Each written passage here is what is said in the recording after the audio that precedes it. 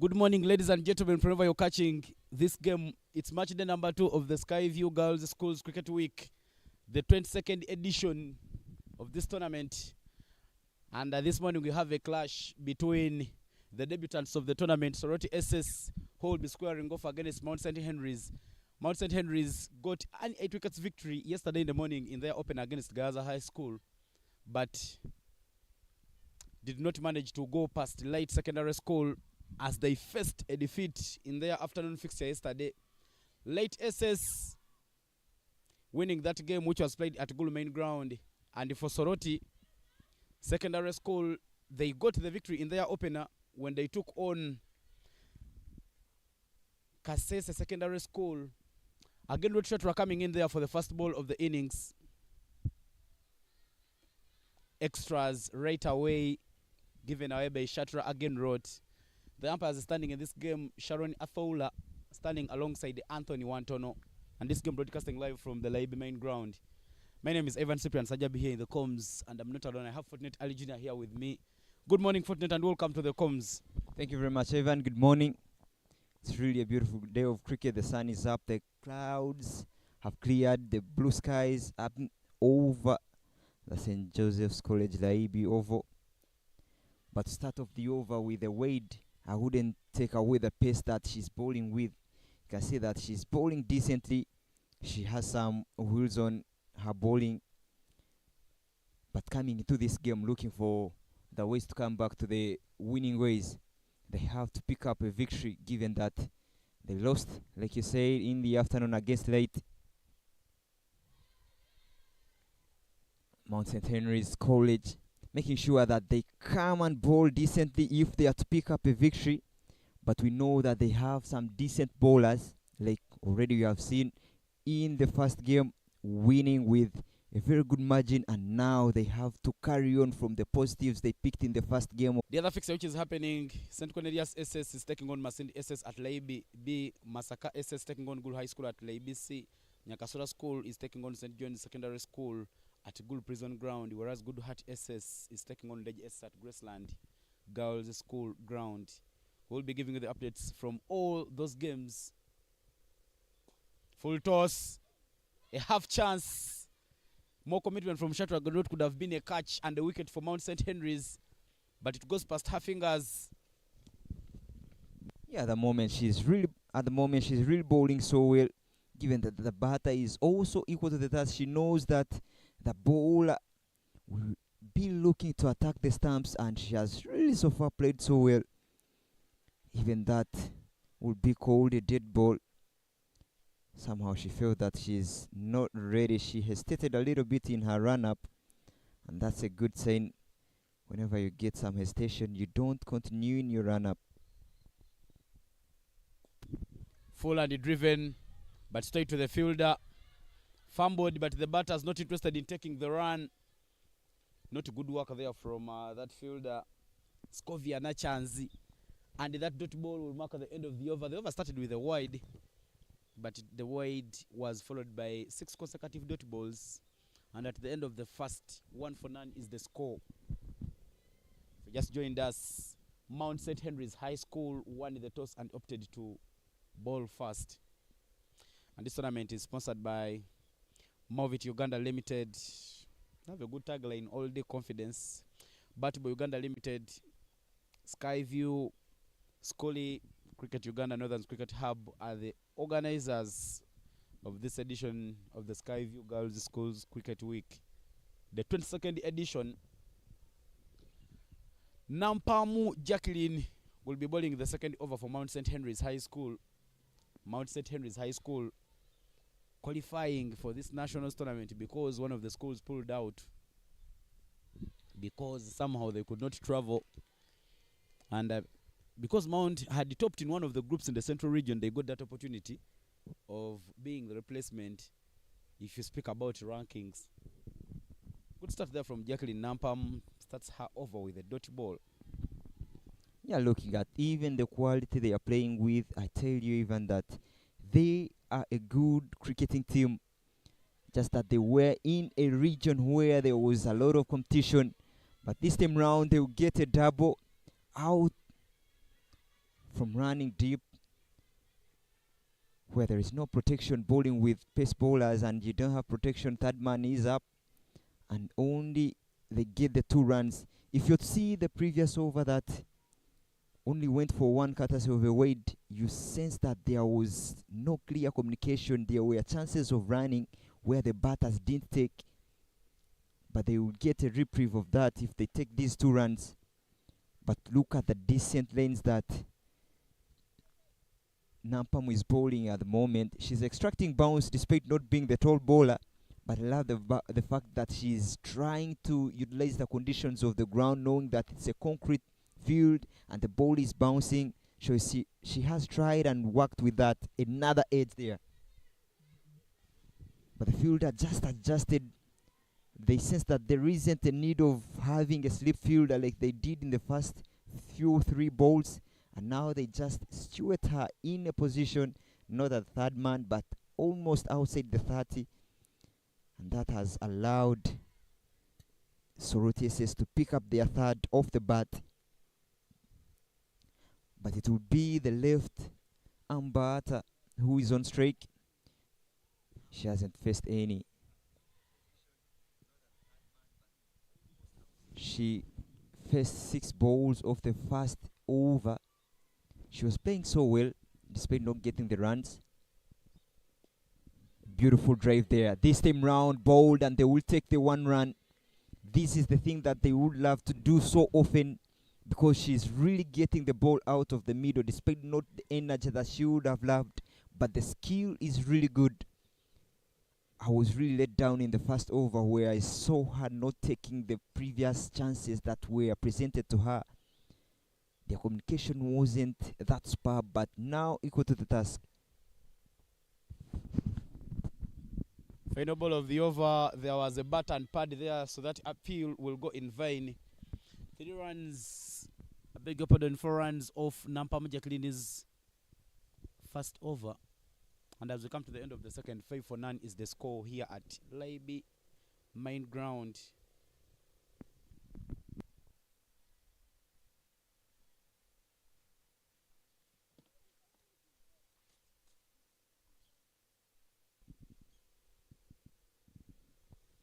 Even looking at the decision made by Mount St. Henry's, winning the toss and opting to bowl first, what do you make of the decision made? Because we saw in the first game that they won by batting.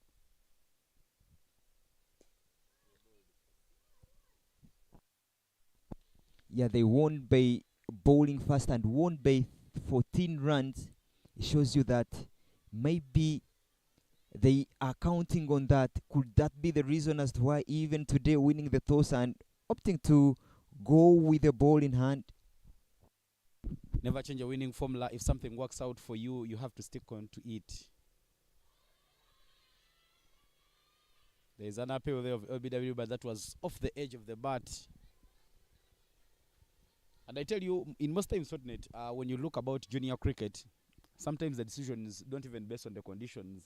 Some teams just know that for us, when we win the toss, we shall bowl first, because we are a bit comfortable when we are looking at what we are chasing. That's well driven. And indeed, Catherine there putting in the high shift, cutting that one off. Mount St. Henry is changing the wicket-keeper option. In yesterday's 2 games, it was Aya Tres Kevin who kept, and now the captain Narumas Reste has been given the opportunity to hold the gloves. All fielders hanging on the ring, apart from one who is at fine leg. Good areas there being bowled by Shopra Agenwood. She's not been an easy nut to crack. She's been hitting some good line and length, making sure that she brings in some tough asks to the batters. I tell you, looking at her stance there, with the hands way away from her body, she has so much quick hands that even when the ball is traveling quick and fast to her, she's up to the task to come and align with it so well. But my only worry is that for any movement of the ball, somehow, somewhere, she has to be really quick to adjust and align herself so well. But as the things unfold here, she hasn't shown any faults at the moment. You talked about the keeping changes that have been made. Resty coming in to keep for this game. We saw her up close. Beautiful shot, really beautiful, but we won't get any run of that. That's my only disappointment. Playing beautiful drives, cover drives, but not getting the runs, always straight to the fielder. That would be a challenge for her, but she's really looking so well. Finishing up the over with a dot ball and 2 runs off that. And after 4 overs, after 3 overs, the score is 7 for none.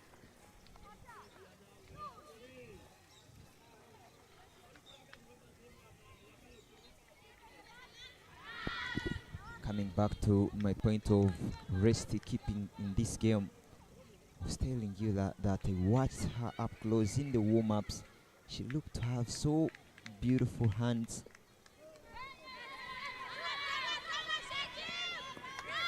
There's chance of a 2 there, but they will only take 1. How do you make of their running in the middle there? Because you have seen some occasions where they haven't taken the runs or where they are presented by 2. They only take 1. Do you feel that they are not really that fast in the middle that they would have loved to? The opening 2 for Soroti SS have been playing very, very cautious. They have not been going in for the risks. But you saw that Shatwagen Road putting on some high shift, making sure that she cuts off that boundary. The ball got that some bit of awkward bounce. Looking at the conditions, the game being played at AstroTurf, you expect some of those to happen. And there was a heavy pour yesterday in the night. So this wicket, having some bit of water, will keep holding the ball and skid. Sometimes get those extra bounces. It's a bit risky there from the batter. No foot movement, just throwing her bat there. Might be a feather if she doesn't play it cautiously. Yeah, and again, the way how she went to play that ball, she was too lazy, in my opinion. She didn't really commit into playing the shot.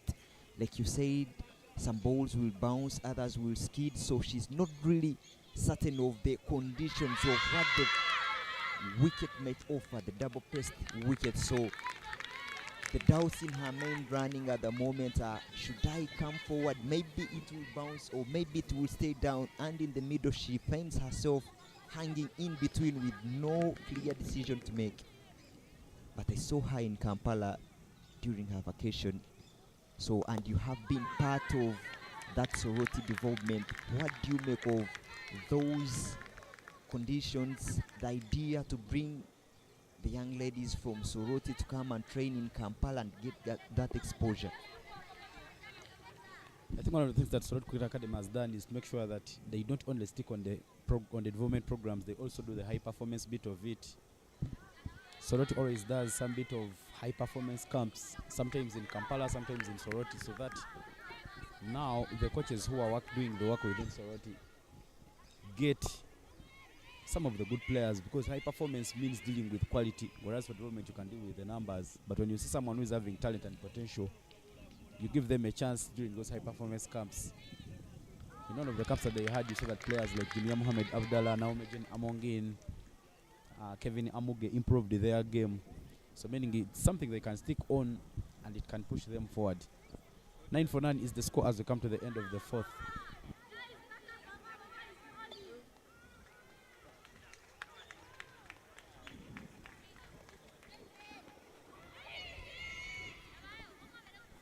It has really been a good bowling tandem there from the 2 openers for Mount St. Henry's.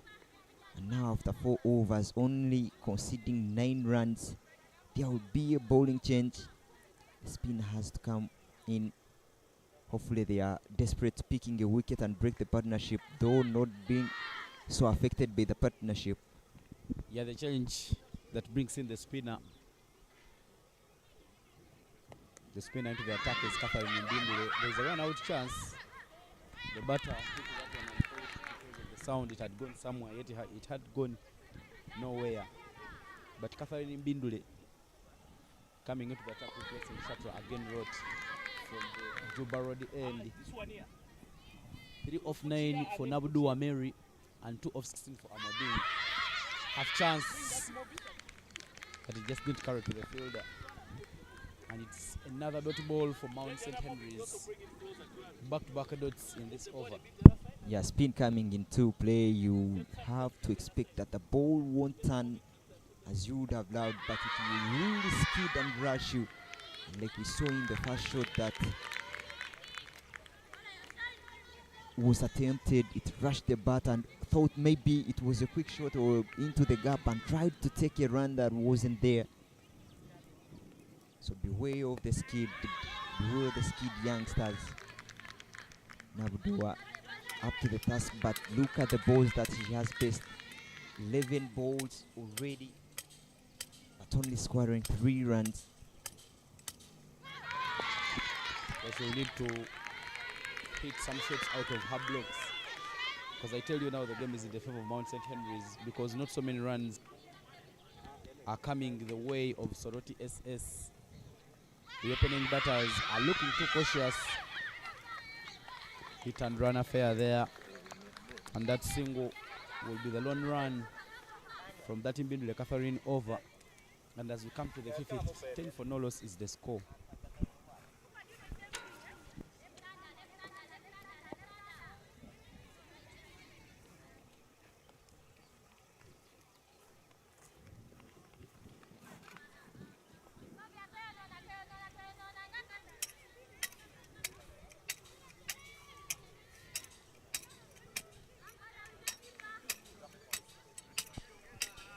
And another bowling change from the school end. Nachanzi Scovia will be bowling her first over. We saw how good the first spell was from the pace bowlers. And now I think it is a slow bowlers party at the moment. Desperate to pick a wicket here is St. Mount Henry's.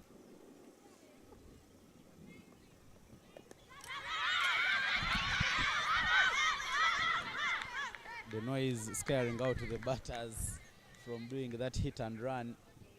Scovia Nachans, another handy spinner coming in to bowl those good areas. We spoke about the desperateness of Mount St. Henry's to pick up a wicket. Yeah, some good sportsmanship there. If we are in the IPL, we would see Mount St. Henry's picking up fair play award there, or fair play points for what the wicketkeeper Nachima Resti has just done, tying the shoelaces for the opponent there. Not so many people want to do that, but cricket being a sports, a gentleman's game, you find yourself with no options but be gentle.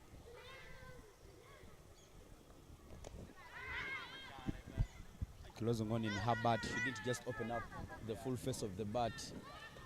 With no protection at extra cover, if you hit that one past the field, they'll have the chance of picking up the boundary. But Mary Nabudua, 4 off 16. And the Amoding, 2 off 16. These two batters are starting to chew up the balls because they will need to get out of the blocks. Too wide, and yes, it's judged wide by the umpire. You talked about Nakians being a very good spinner. She's tall, yes, and look at her action when she's coming to bowl. She shows you that she's really good and in control of what she's doing. Not so many spinners running around in this tournament have that run up good technique to release the ball, and I'm surprised that she's controlling her leg spin so well, and which is much seen. Not so many leg spinners control that ball, but at this level, youngster having that control, it's really, really good to watch. Look at the dot ball she's got at the moment, 3 already with only 1 extra.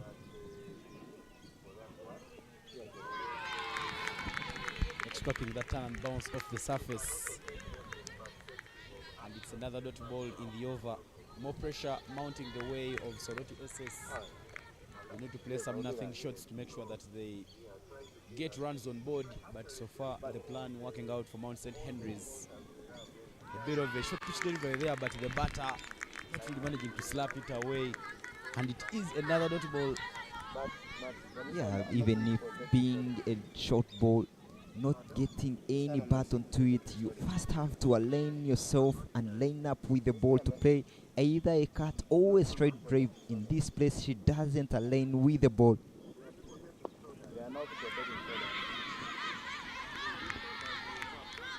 And some unmated sound there in the middle from Mount St. Henry's to make sure that they keep the over for only 1 run. And after 6, the score is 11. Power play done. 11 for none.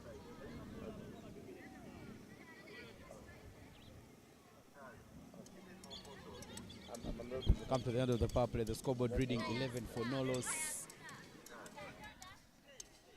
Mount St. Henry's will now use more options at the boundary. They've been using 2, but now they have a chance of using 4. Catherine Imbidule picked up 4 wickets yesterday against Gayaza High School in the morning. Shatwagendwe picked up just a wicket apiece. But now the pick of the bowler in yesterday's games, Catherine Imbidule, will be coming into ball.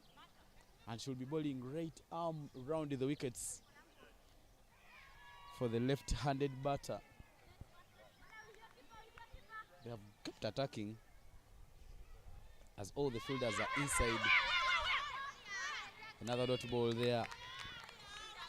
The dot balls have been so many in this match, and it is something of concern now for Soroti SS. Yeah, even those dot balls were many when they were playing against pace. But against him now, they have even become much of a concern, because you could see brilliant shots or bold shots of pace bowlers, but now with spin on, they have really struggled to hit the ball or even tame the ball. I think that's the plan. If you're the Mount St. Henry's coach, you would feel that if you had another spinning option, it would be gold dust for you. But when you look at players like Namubiru Fausta is from Push Cricket Academy, where Jackson Ogwanga is doing a lot of good work. She is one of those players who can also spin the ball around. Adio Sara Asunapa Nambozo can also spin the ball. Chatekera Nolo Britain, not very handy, but she is also another spinner. So now I think you don't have any reason to bring back the seamers into the attack. Wides there for Catherine Imbidule. She just lacked control. Looked like she was rushing to ball and just ended up dropping it away past the tram lines. Yeah, you can really see that she has acknowledged the mistake that she did. She even showed that I didn't go through my motion, I didn't complete the action, and just bowled and floated the ball, and in the end it came out so bad. And now she corrects so much. That's so much better. Really good. It's turning out to be a very good over. But look at the runs that have come off the spinners when they came on. Now all the runs that came off the spinners were courtesy of Void. No run has come off the bat from the spinners bowling. This could be a concern for Soroti at the moment. But the dot ball finishing up the over, and 12 after 7 is the score.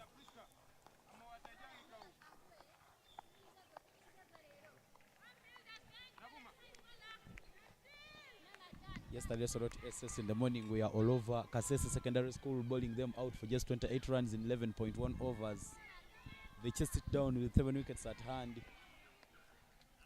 inside just 7 overs. But I tell you now, the tail of the tape has changed, and it's Mount St. Henry's who are all over them. Scoviana Chansi back into the attack for Mount St. Henry's High School.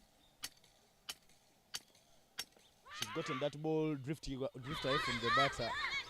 And I tell you, the noise that the girls of Mount St. Henry's are making on the ground, it's even scaring the batters more. The batters have kept cautious. It's such a time where, as a coach, you would feel like maybe you should retire one so that you bring in another option which can get for you runs. 2 of 22, 4 of 20. Not good figures. Hits it away. This time they will run. Well placed. And it's long after so many dot balls, a run comes off the bat. Yeah, you talked about the noise made in the field by Mount St. Henry. They feel at the moment they are at the top of Soroti's game. They have to keep or to do everything possible to keep that pressure the other side, not their way. And that noise can mean to intimidate the batters in the middle there. I've loved the shaping from these girls of Soroti Secondary School. What is lacking is power. Somehow when you drive it a little harder with more power, because if you're first 20 balls, it means you're now seeing the ball. If you're first 23, you're even seeing it bigger. So just try and drive the ball past the fielders and get a chance of picking up that run. But the wides have been the issue of concern for Mount St. Henry's, because somehow even though the runs are not coming off the bat, you see that they are giving out extras. Yesterday in the other high school game, there's a squad 28 runs, but 18 of those were extras. It tells you that if the runs were all to come from the blade, maybe guys was going to score only 10. Evan, you talked about the way how they are batting. We've seen them hit the drive shots. In my opinion, those are good indications of a good player in the making. Most of the players in this tournament will tend to go across the lane to the natural shot, but we've seen these ladies of Soroti at the moment presenting the full face of the bat and coming, trying to come on top of the bounce. It shows you that they have the skill set, so they have to work it and better it around. And in the time coming, all these youngsters will be very good at what they are doing. Only that they lack power at the moment, or they lack timing, but the way how they played the shots have really been so nice to watch. Another dot ball for Scovia Nachanzi. Good points to do make fortunate. They just need to make sure that they add some power in their shots. Final ball of the over. No ball there. Nachanzi Scovia just coming casual and dropping it. It lands out of the playing area. And now there is a free hit and a chance for Soroti SS to capitalize and pick up a biggie. She tried to buy a wicket there, flighting it up in the air and maybe lure the batter into playing a big shot. In the end, balls it outside the mat. And the free hit not given the punishment that deserved. And it's a dot ball to finish up the over. Quite a good over it has been here for Soroti, given the way how the previous overs have been. Already 4 runs in that over, bringing the total to 16 after 8. Definitely, look at those 16 runs that Soroti SS has. 8 of those are extras. So it tells you that Mount St. Henry's High School is showing some generosity. But a quick update on the games that are happening here in Layibi. Masaka Secondary School is taking on Gulu High School. Gulu 1 day was adopted to bat first, and they have 22 for 2 after 5.1. And from where we are, we can watch all the 3 games that are happening. The other game which is happening just right near from where we are doing the commentary from, it is between Masindi SS and St. Cornelius SS Kalagala. St. Cornelius 1 day was adopted to ball first, but Masindi, I beg your pardon, Masindi 1 day was adopted to bat first, and they have 46 for no loss after 5.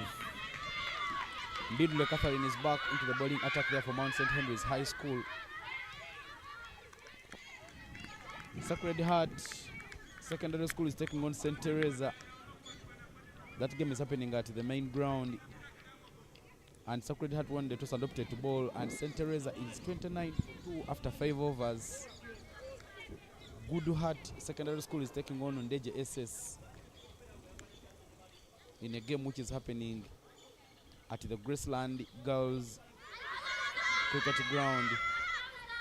Ndeje 1 day was elected to ball first, and Good Heart is for 17 for 4 after 6.5 overs.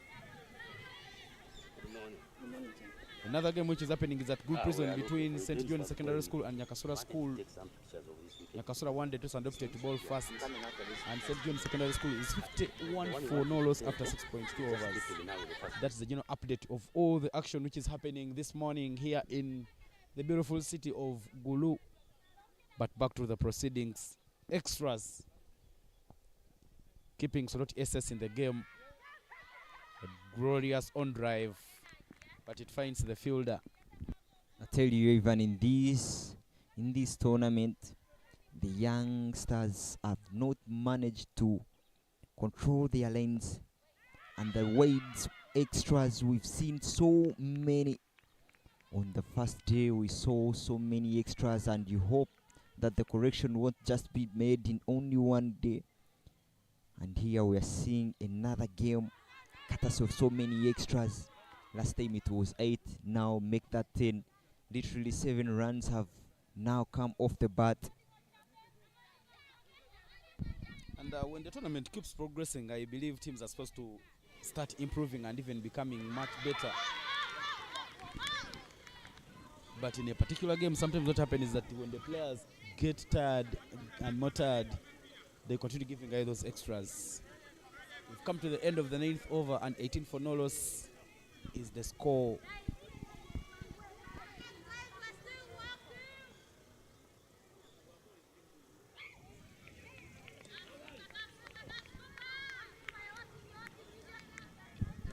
A shout out to the sponsors of this edition of the Skyview Girls Schools Cricket Week, the 22nd edition.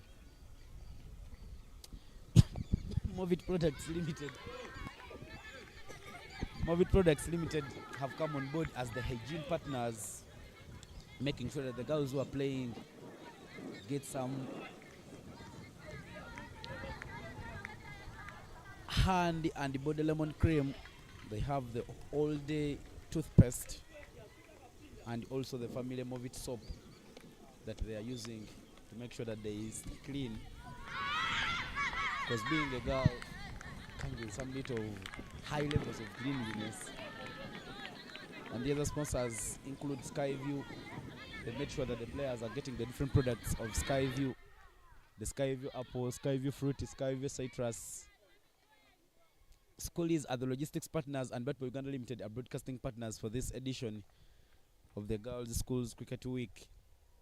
Scovia Nachans back into the attack there for Mount St. Henry's High School. She's been going for those flighted deliveries, making sure that she forces the batters into popping up in the air. And I tell you, 24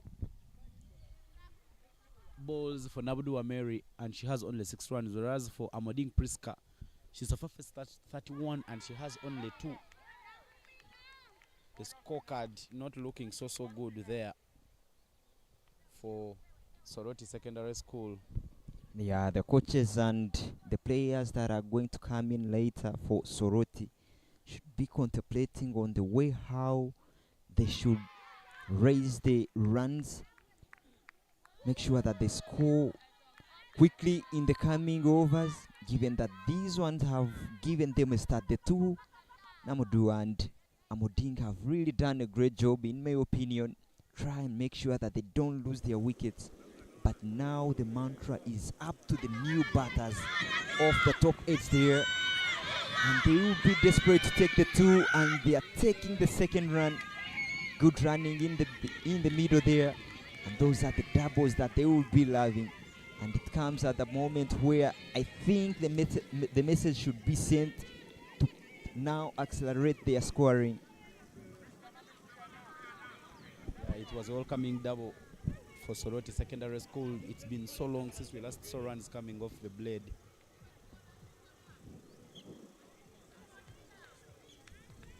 One more ball to complete the 10th over. Tries to guide it but doesn't make any contact, and it's a dot ball. 3 in the over, and at the halfway mark, 21 for no loss is what the scoreboard reads for Soroti Secondary School.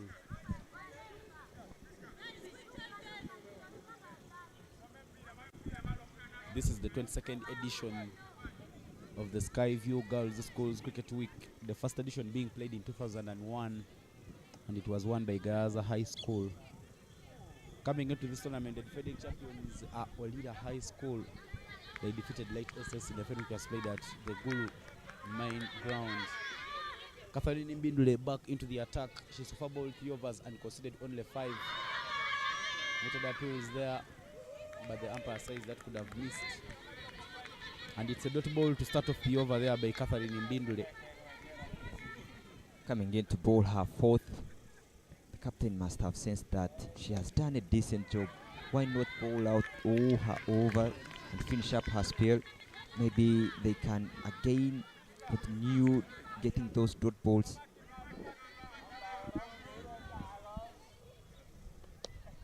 This time around it's hit, but straight to the fielder. Sarah Adio Asunapa Nambozo. With a very fine stop. She has so many names. When I had a conversation with her about why she has so many names, she said that as her dad was naming her, even the mom was saying, no, maybe that should be called this. So she stuck with many. There was a run-out chance, but the fielder backward of the square, Interest Kevin Aya, not managing to help her team in picking up that opportunity. No wicket has come the way of Mount St. Henry's High School, but then the game is moving in their favor because the runs are not flowing for Soroti Secondary School. Soroti Secondary School are debutants in this tournament. Them alongside St. Teresa and Mount Renzori. Bwala SS was also meant to come and make a debut, but in the end they failed to do so because somehow they failed to travel. And Mount St. Henry's, because they were ready, had that opportunity. That dot ball will bring us to the end of the over. First maiden over in this game under the halfway mark. And after the 11th over, 21 for no loss is the score. Catherine immediately wrapping up her spell wicketless, but she's only conceded 5 runs in half 4. Such a beautiful spell she has had. Only 5 runs from 4 overs, and her partner that she was bowling in tandem with is also coming to bowl her last over. Really good captaincy, knowing the conditions, knowing what the game is all about. These two spinners have not really been hit. They have controlled the innings, controlled the runs, and now allowing them to bowl through their overs is really good to see. But I would love to see the gears upping at the moment for Soroti. There she goes outside the edge, and there will be a chance for the second. So many runs they've got in that position. In my opinion, I would love to see a very good fielder situated in that position, other than not putting, I might say, the flop fielders to hide them back of the square of the wicket. I would like to see a good field, and there she goes. Forster being changed to that position, hoping that they can pick up a wicket. But the gears must go up for Soroti at the moment.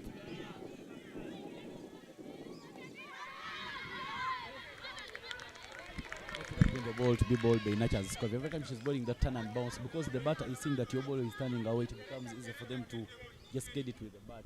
And now there is no slip, there was no slip fielders previously, so meaning even the catches couldn't be taken. Those balls are not so good because, for and you believe that and agree that every time there is width offered, the ball is not hitting the wickets. It's a ball that you can swing at, and the batters have really understood that. Well said, Ivan. Every time they tell you don't give the batter width to work with his arms, and again here, like you said, if I'm batting and I see everything outside the lane of the wickets, I have the leverage to swing through the lane or do everything that I want, because I know the only option maybe will be a miss hit that will end up in the field, but I've ruled out the chance of being bowled. To fall and just driven straight to the fielder.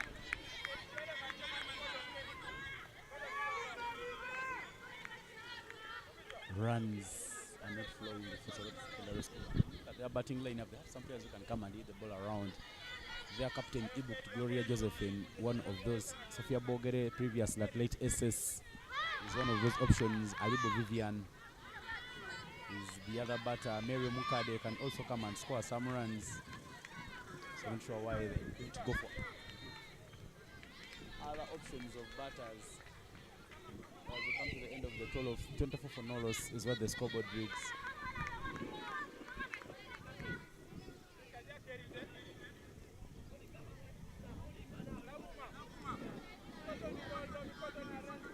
I don't know what the message is from the coaches and the coaching staff for Soroti.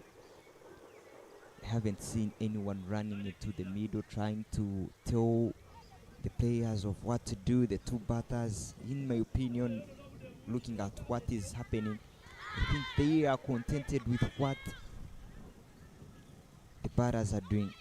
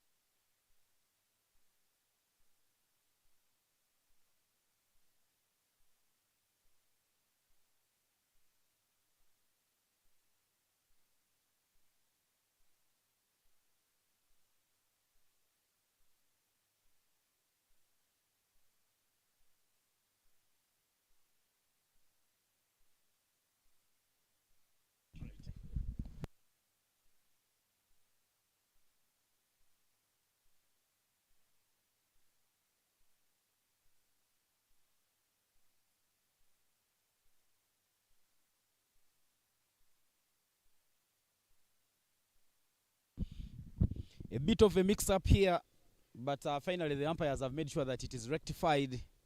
There was some bit of miscounting in the number of overs that Imindle had bowled. Those will count as dead balls, I think. And Namubiru Fausta will be the bowler to come into the attack there for Mount St. Henry's High School to replace Catherine Imbindule.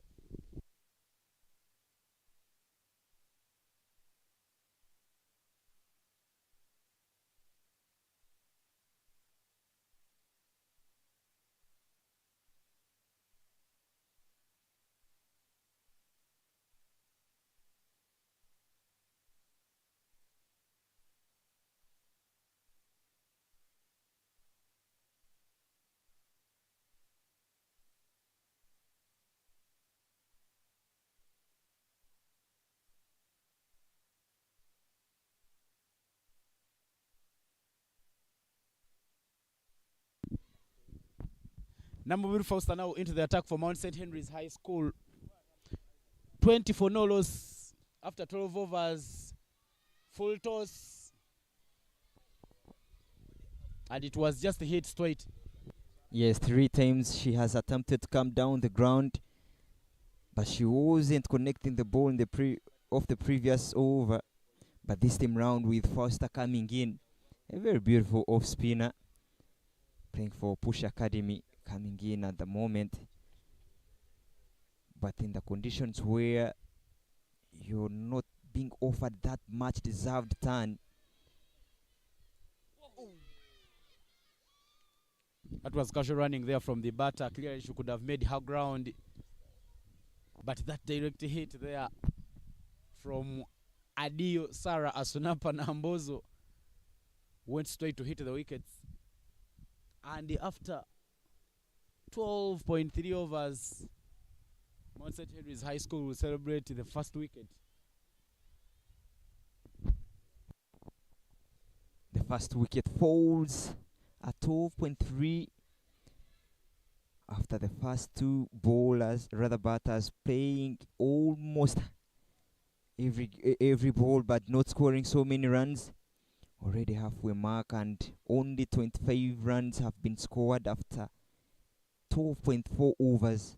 Now the message has to be showed by this new batter that has just walked on. We saw even the previous batter that has just departed just went on to try and be aggressive in her own way, but she didn't really live for long to show her aggression. Good enough for Mount St. Henry's. They have picked up the first wicket, and now that can maybe be a cascade of any other more wickets to come, but they've got the breakthrough that they needed. Yeah, Judith is the new batter coming in to force things a bit here for Light SS. A shot out of the blocks. There was some power in that shot, but well fielded by Nampamu Jacqueline, cutting it off just a single. Judith previously with the Light Senior Secondary School. She was with Light SS when they won their first trophy in 2024, but now switched her agency and she is with Soroti SS. A few of those that helped the school to do qualify for the nationals, and now she comes into the attack to make sure that she carries on the batting.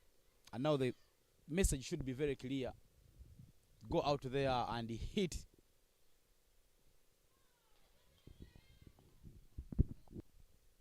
Yeah, good over. It has been with a wicket in it and only going for 2 runs. They don't both finish up the over 26 for 1 after 13.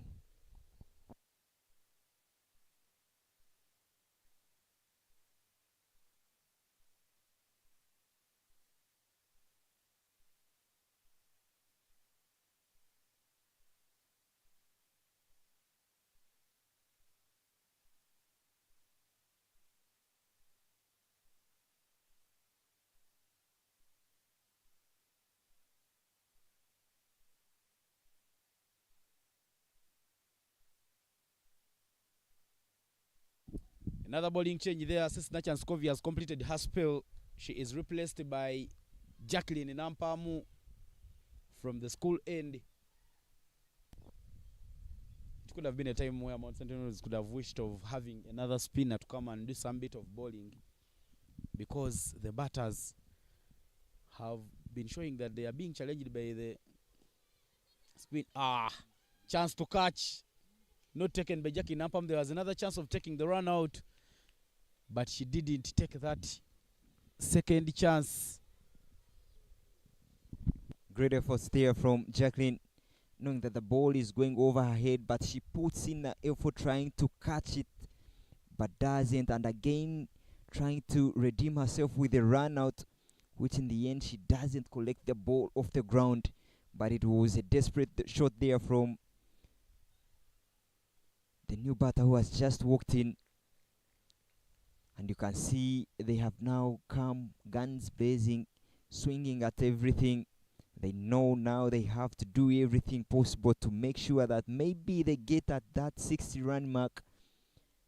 But the way how things are at the moment, 40 could be a good score for them if they get one. And in the end, a chance goes begging.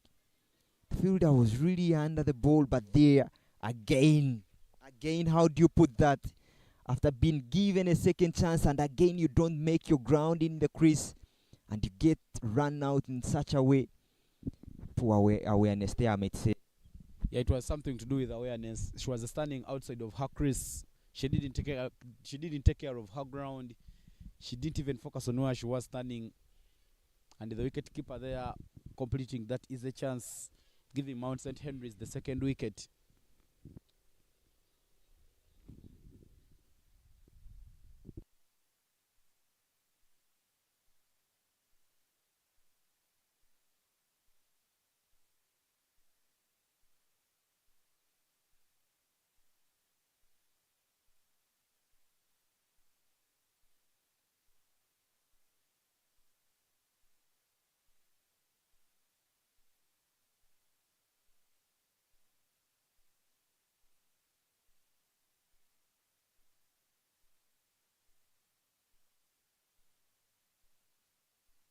Two wickets already. 2 wickets in a phase of only 2 overs. In a phase of only 6 balls, if I'm certain. And 28 for 2 is the score. The new batter for Soroti has just come in, making her guard. The wicketkeeper Foster, rather the wicketkeeper resting Nalwans, making sure that she gets her position also to rate. Jersey number 8, Vivian Alibo, that rushed her, but in the end they are up to the task. Running was the difficult choice to make in the first 10 overs for the openers, but at the way how things are turning out, these new batters that came up later are trying to run real hard in between the wickets, and that's a good sign, really good sign for Soroti.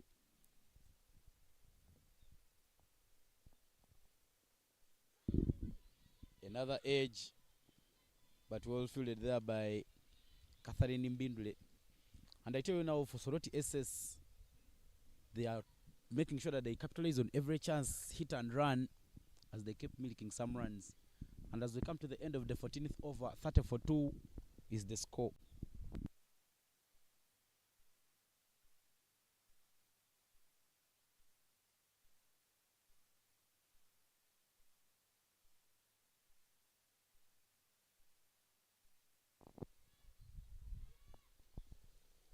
If you're to credit the performances for Mount St. Henry at the moment, you'll have to give credit to the bowlers.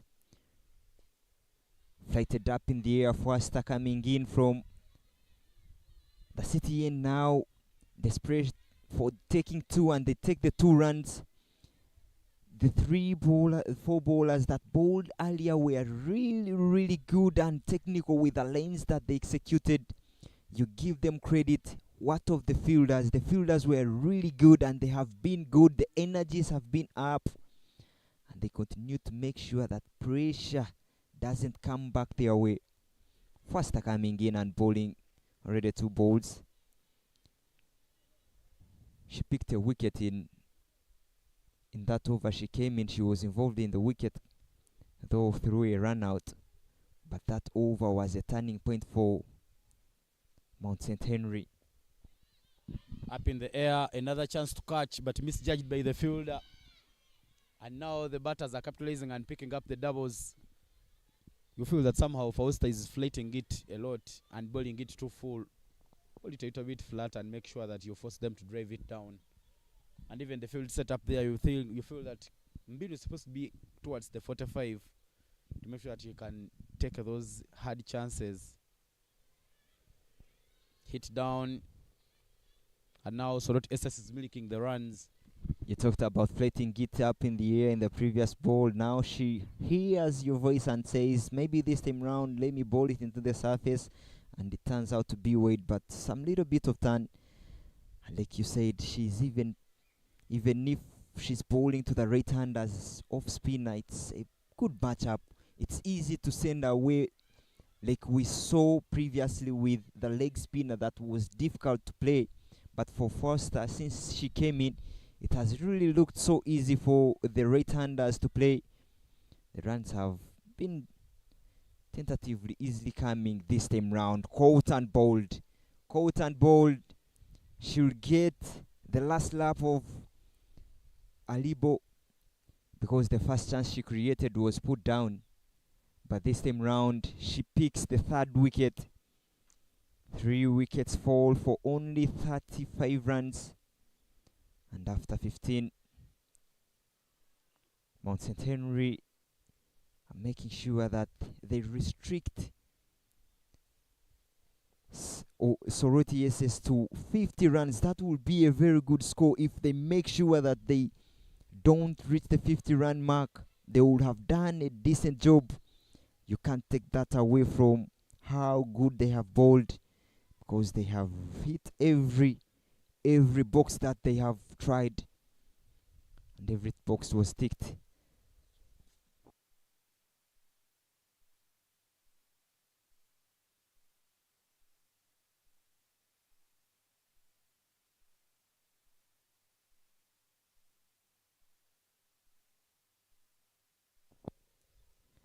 The captain for Soroti comes in, Ibuku Gloria Josephine, just an unbelieving. Judith Owen Straight. She has been batting so quiet, but the strike rate with which she has playing has been really good compared to the other batters. 8 from 8 she has at the moment, where all other batters who are striking for at less than 50, she has made sure that she gets a runner ball. But the new batter Chatirekera coming in, left arm orthodox.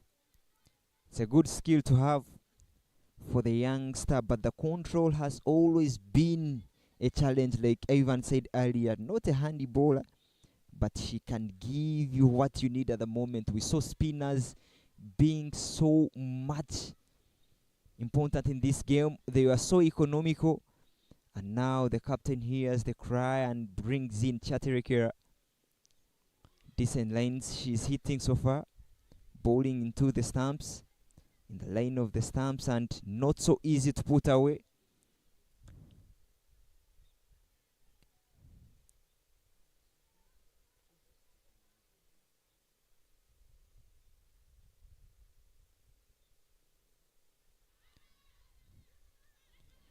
Dot balls after dot balls. This is what the St. Henry's have done throughout this inning. And the new batter Bogere Sophia not really up to the task at the moment, because they need runs. Now she goes for a big wipe. That's the top edge taken at short mid wickets there. Wickets have been falling in succession. At least a wicket has fallen each over since that first has over. And now the fourth wicket falls for only 36 runs.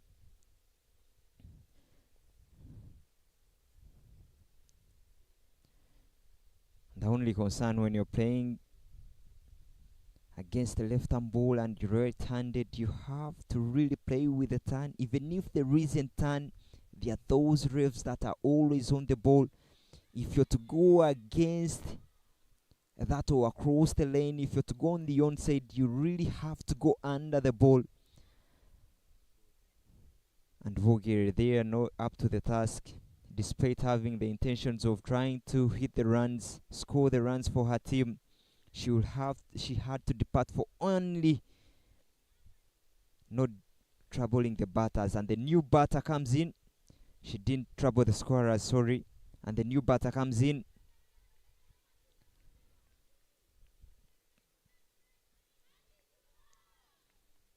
With only 4.1 overs left, taking her guard is Enyo.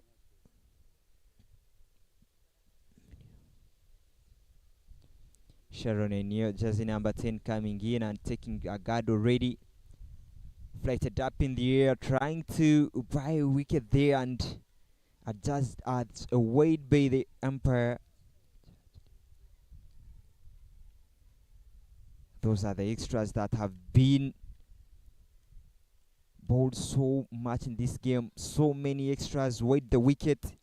But finishing up the over, good of it has been only 2 runs and a wicket in it most importantly. And after 16, 37 for 4.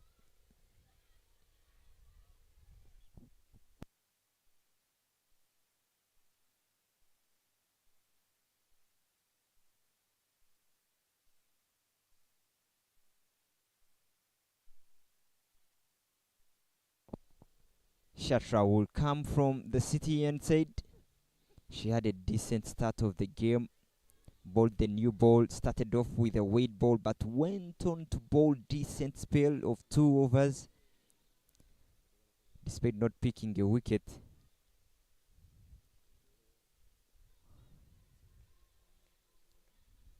And again, she got that break. And now she comes again, starts with a weight ball, straying away from the pads and down the leg. The wicket keeper did really well to stop that for a dot, rather for only one wide.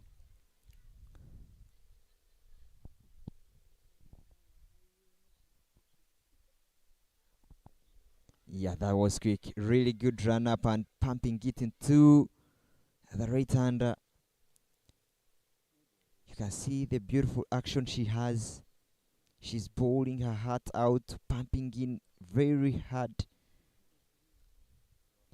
getting a dot ball. We saw that in the first over. She came in and bowled away the first ball, but she went on and bowled 6 dot balls on trot.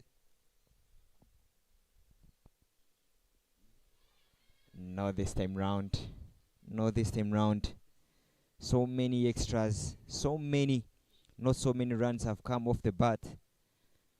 And the umpire indicating to the scorer that that's another weight. 2 already in this over.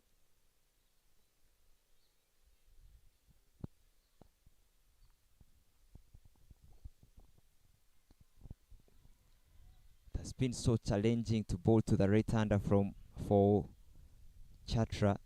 But one thing interesting is that Mount St. Henry's haven't used the 4 fielders that are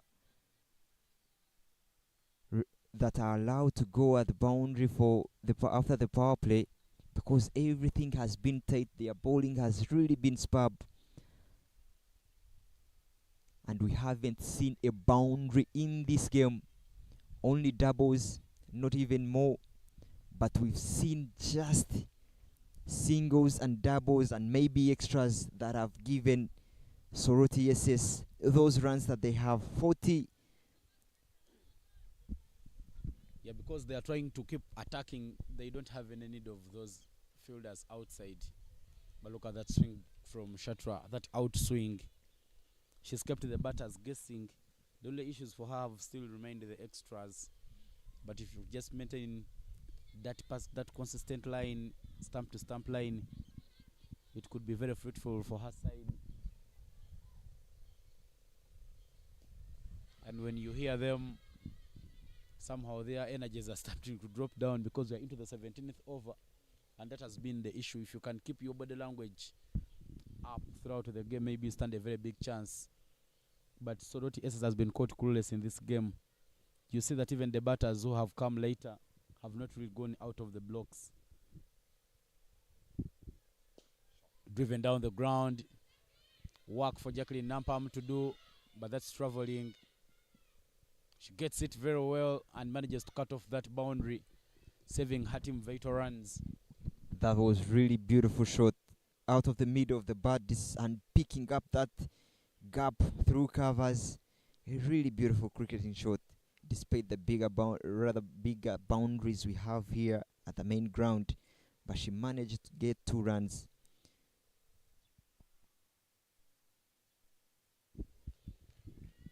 Another good swing there from Shatra. And another dot ball to wrap up the over. 17 gone and 43 for 4 is what Soroti SS has on board.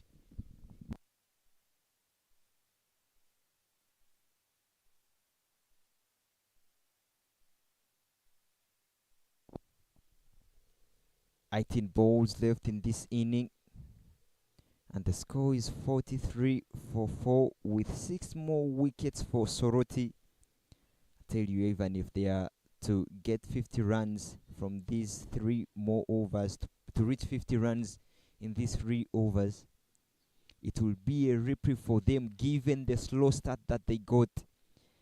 Chaterekera is the bowler that continues from the school end. She had a decent over, picked up a wicket.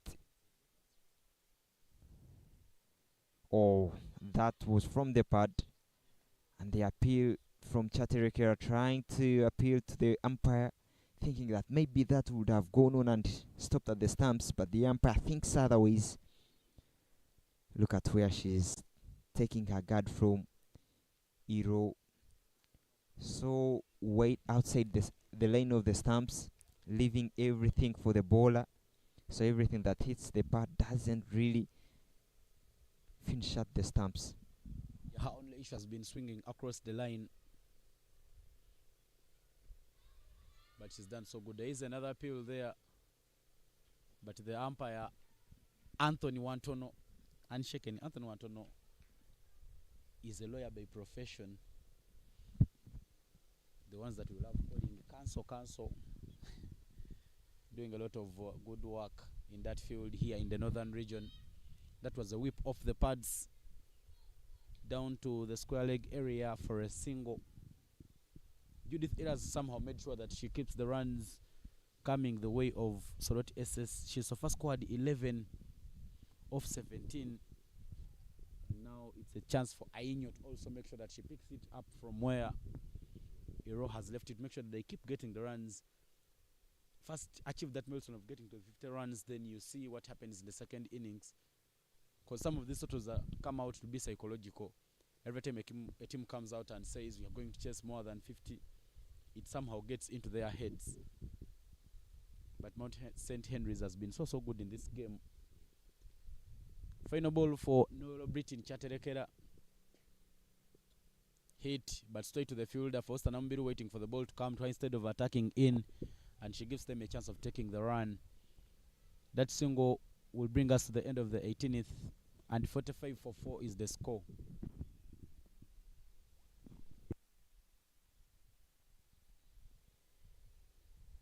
I tell you, even if Soroti goes on and scores 50 runs, in my opinion, that could be a score that could be defendable, given that yesterday Mount St. Henry's High School lost to Late SS by 95 runs, having scored 33 in 8 overs. I get a feeling that if they post 50 runs and come on and bowl decently, that would be a really good score. And now they have a chance to pick up the boundary. The chase is on, and it's a very long boundary, but they will get 2 runs. But look, hear the sound of the bat of that shot.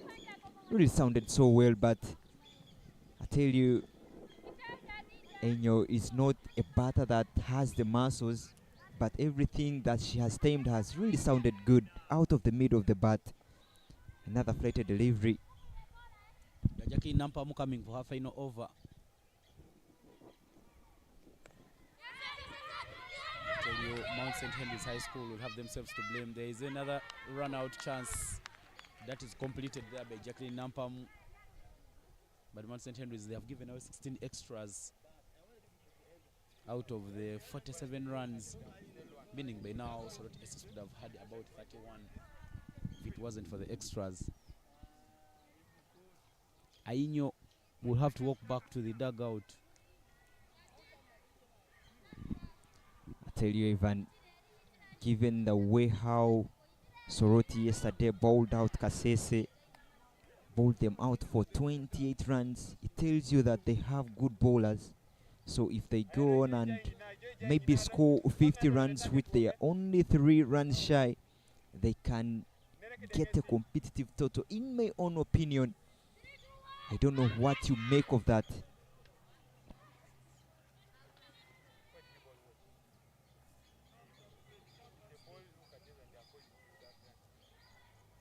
The only biggest problem in this tournament is that sometimes these girl children come out and blow cold. So it will depend on the mood in the camp for Mount St. Henry's. But when you look at players like Reston Alumansi, she is one of those players who can come and hit the ball and score those runs. Nolo Britain Chaterekera might be opening alongside Nambiru Fausta. So if those ones come out and score the runs, Mount St. Henry's has a very big chance. To the pads, but the umpire says that could have missed down the leg and it's a dot ball. But I love the fact that Jacqueline Nampamu is bowling it towards her and not giving her any chance. The number who has walked in is the captain herself, Josephine Ibuked Gloria, replacing Ainyo. The current run rate is just 2.56. And I think it's now a time for these two next campaigners in Gloria Ibuk and Iro Judith try and make sure that they hit the ball and get as many as they can. Going hard, but not anywhere in the frame. And it's another dot ball for Jackie.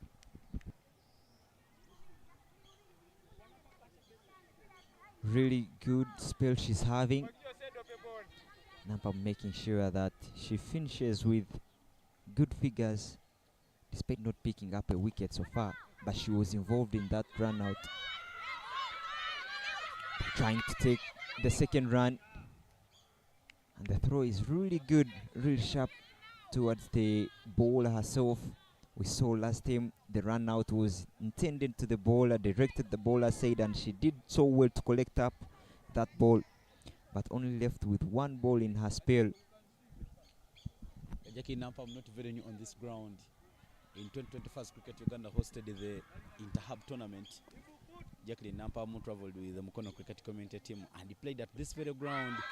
She rolls one to the wickets, clean bowled, and Ibuked Gloria, who was going across the lane on her very first ball, will be the batter to depart. Golden Duck, as she goes without troubling the scorers. Yeah, she finished up so well with a wicket to her name. She had that wicket coming, given that she bowled so well. Imagine bowling 4 overs and picking 1 wicket for only 12. Really good. She has bowled. But the sixth wicket falls for only 48 runs. And with 1 more over left, how many can they get off that last over?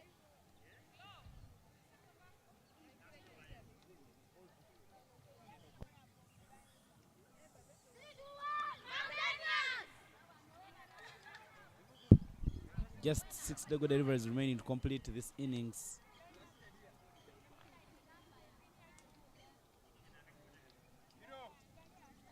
There are some comments that are being made. Aguma Donovan saying that all the best for the girls. This year, many teams are serious. You can't guess who is taking it home. And Kameba Bartholomew is saying that you're watching live from Mukono. Mount St. Henry's should win. This year it should come to the central region. Those are some of the comments on our YouTube channel. And for the fans who are watching this game wherever you are, you can make sure that you subscribe to the Cricket Uganda pages on LinkedIn, Instagram, TikTok, Facebook, and X. Make sure that you don't miss many of these updates. I tell you even that Aguma Donovan just didn't want to tell us he said, given that he coached cricket at Nyakasura, especially the girls at Nyakasura, but he just didn't want to tell us that he's in support of the Nyakasura ladies. But good enough to have you, Donovan, watching this stream. But I tell you, Fortunate, when you look at the teams in this tournament, the teams look a bit balanced. There are sometimes you could see that some of the sides are too good. Whereas you could see Olida being very good. At times you could see Ginger SS coming out very, very good. But when you look at like Olida currently, they only have 2 national team players. 2 Victoria Pulse players in Malisa Ario Court and Nandera Immaculate. Now many of the players, Jimia Mohammed, Lona Anyait, Asmina Kurut have all left. So it gives some bit of balance. And now going to late SS, they also have Tino Sara in there, who's played for the Victoria Pulse in the past. So you somehow see that there is some bit of balance. Shenamog over there within the Ginger SS team. So it's clearly going to be a tournament that can be won by anyone. 3 more Lego deliveries remaining to complete this game. And the dot ball there for Noro Britain Chatelekera. Good work there from Noro Britain. She has clearly been bowling good. 2.3 overs, she's considered only 5, picking up just a single wicket.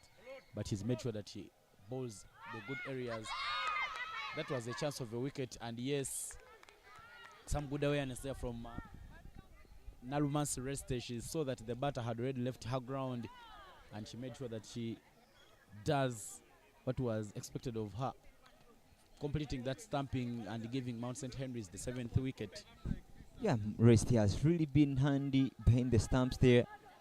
Like we've seen so many buys given by the wicket keeper with different teams, but she has really done so well. We haven't seen any buy given by the wicket keeper today, so getting that run out was really good for her because she has been in the game all through.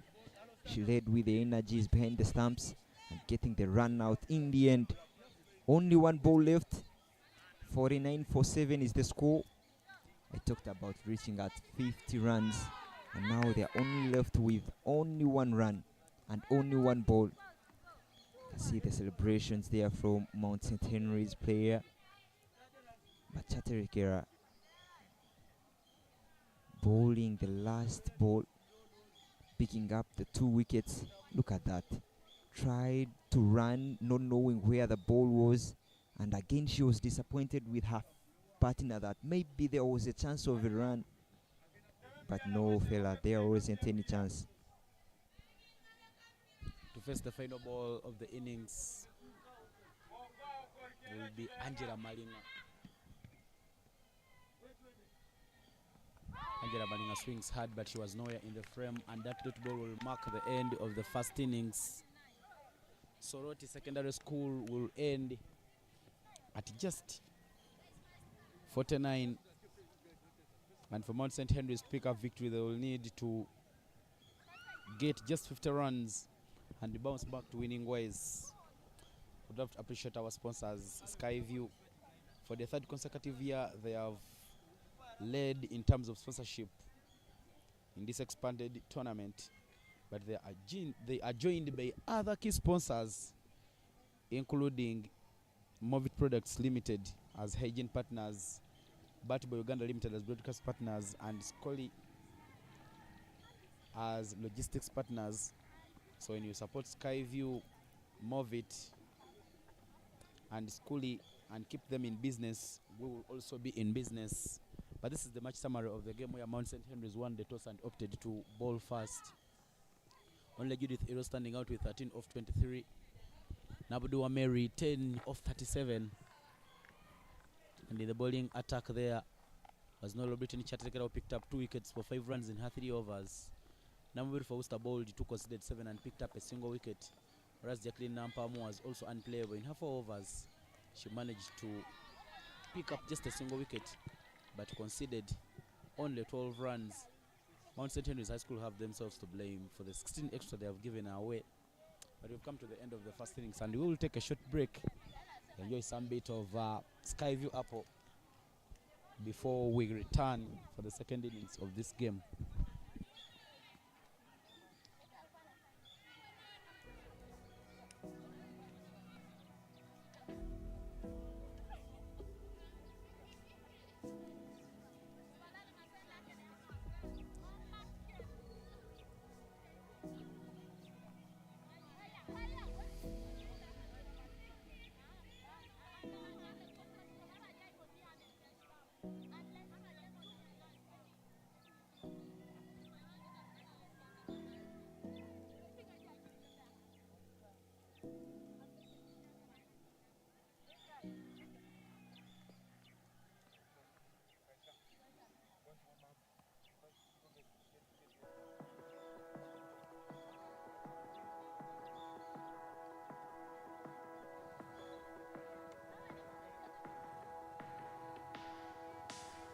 Giving you the updates from all those games. Full toss, a half chance, more commitment from Shatra Godot could have been a catch and a wicket for Mount St. Henry's, but it goes past her. But in the conditions where you're not being offered that much deserved turn, that was casual running there from the batter. Clearly she could have made her ground, showing that they are being challenged.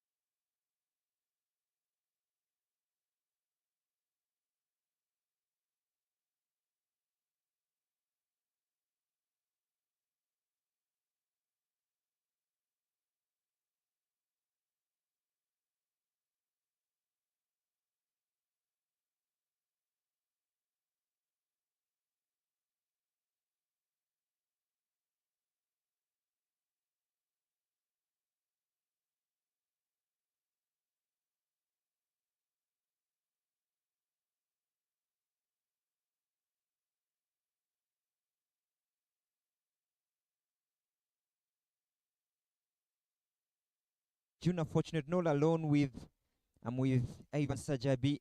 Good morning, Ivan. Welcome back for this run chase. Yeah, thank you so much, Fortunate.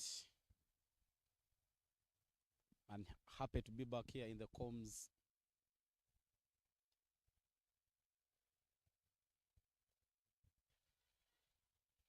Mount St. Henry's looking for just 50 runs to pick up victory and bounce back to winning ways.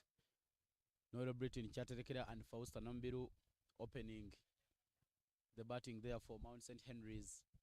Amoding Priska is now the bowler for Soroti Secondary School.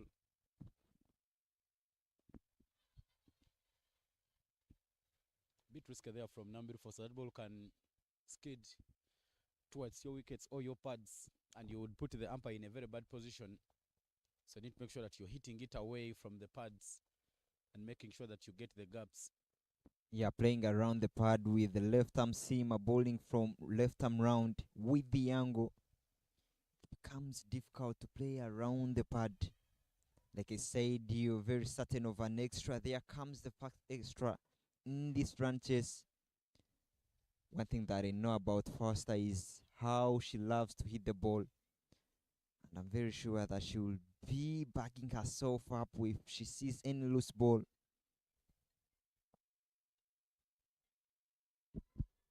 Missed completed by the wicketkeeper and gives them a chance to run. Foster trying to push for the second run, but you know she will settle for only one. The wides have been the story for this tournament. Make those 3 wides already. And the runs going to 5, which means that they are the required run rate. And Foster yet to go off the mark, but already Chaterekera has already gotten 2 runs and marking her guard. She went off the mark with a sweep shot, and we've seen all these players have tried to play on the onside. Again goes for a sweep. A pull shot there, doesn't connect it. Like I said, they have tried to play around their body, which could be a little bit of a concern given for full balls that are aimed at the stumps. That could be so dangerous to a batter who is playing around the body. Yeah, but that is hit up in the air. There is a fielder who takes the catch, and in the first wicket there for Mount St. Henry's goes. You know they are defending a small total, and you can only achieve defending the small total if you could pick up those wickets. And Chaterekera will be the batter to walk back to the hut. That's really, really good for Soroti at the moment. They had their plan right, just bowl stump to stump, with how Chaterekera was playing the first over, trying to go on the onside on every ball. This time round doesn't get anywhere under the ball and ends up giving up an easy catch that was taken. Good fielding again, because we don't see all the chances being converted in this tournament. So good catching there, up over his head and picking up the first wicket. Yeah, Gloria Ibokut taking that opportunity and making sure that now the pressure somehow shifts to the side of Mount St. Henry's. The captain for the team, Nalumansi Reste, will be the new batter in for Mount St. Henry's.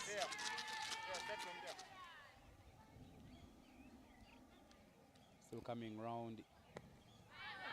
Like that. Yeah, good bowling it has been already. She has tried so much to play with the stumps. Like I said, the contrast in the skill sets between these two teams. We saw how the openers were playing for Soroti. They were playing with a straight bat, but what we've seen with the 2 openers for Mount is that they have tried to play with a horizontal bat, but the dot ball finish up the over. 2 overs done, and 5 for 1 is the score.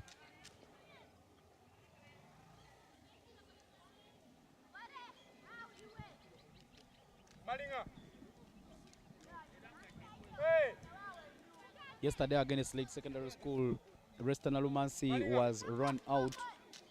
So today she's making sure that she plays with a lot of caution to make sure that she doesn't give away any easy wicket.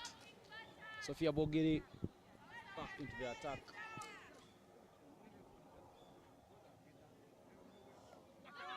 Well guided backward of the square there by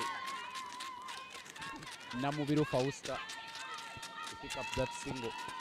Yeah, deft touch there from Foster.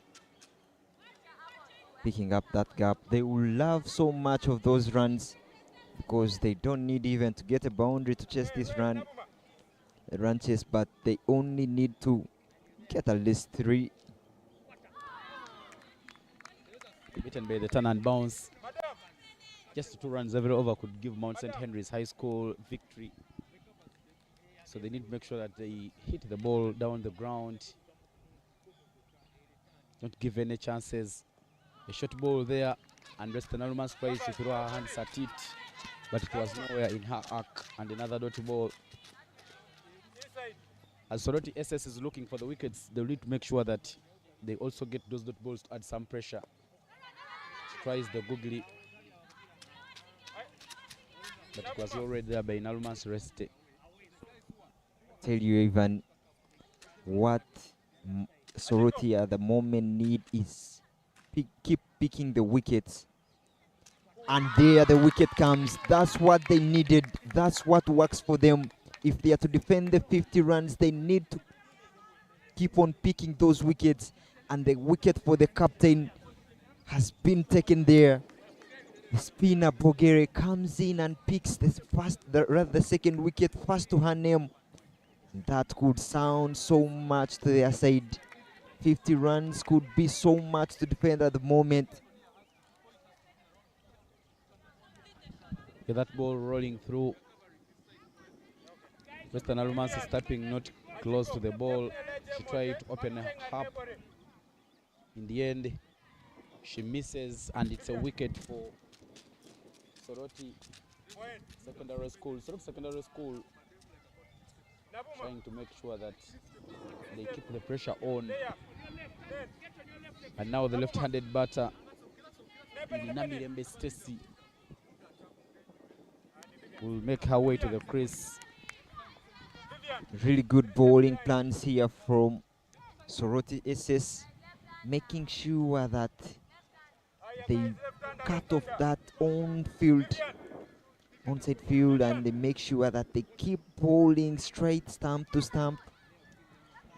And it has really paid the dividends.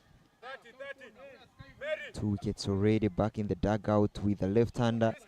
That will be another field change. Deep mid wickets, and tries to go straight away looking for that deep mid wickets, but doesn't connect with it. A dot ball to finish up the over. What a good over it has been, with only 1 run picked, and 6 after 3 is the score.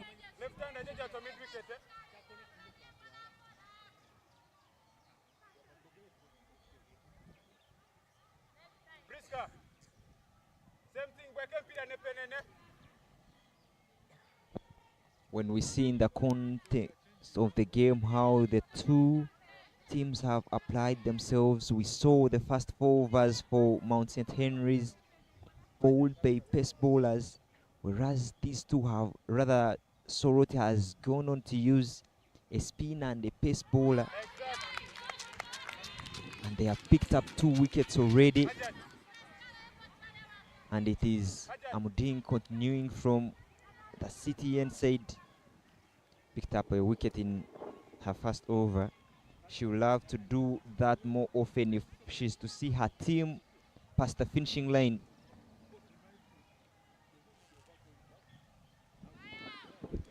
Some width off that delivery, but Namubiru not managing to cut it away. Not a very good area to bowl there by Amodine Priska, because when you look at her pitch, she is having only 1 fielder outside, and that fielder is at deep mid wicket.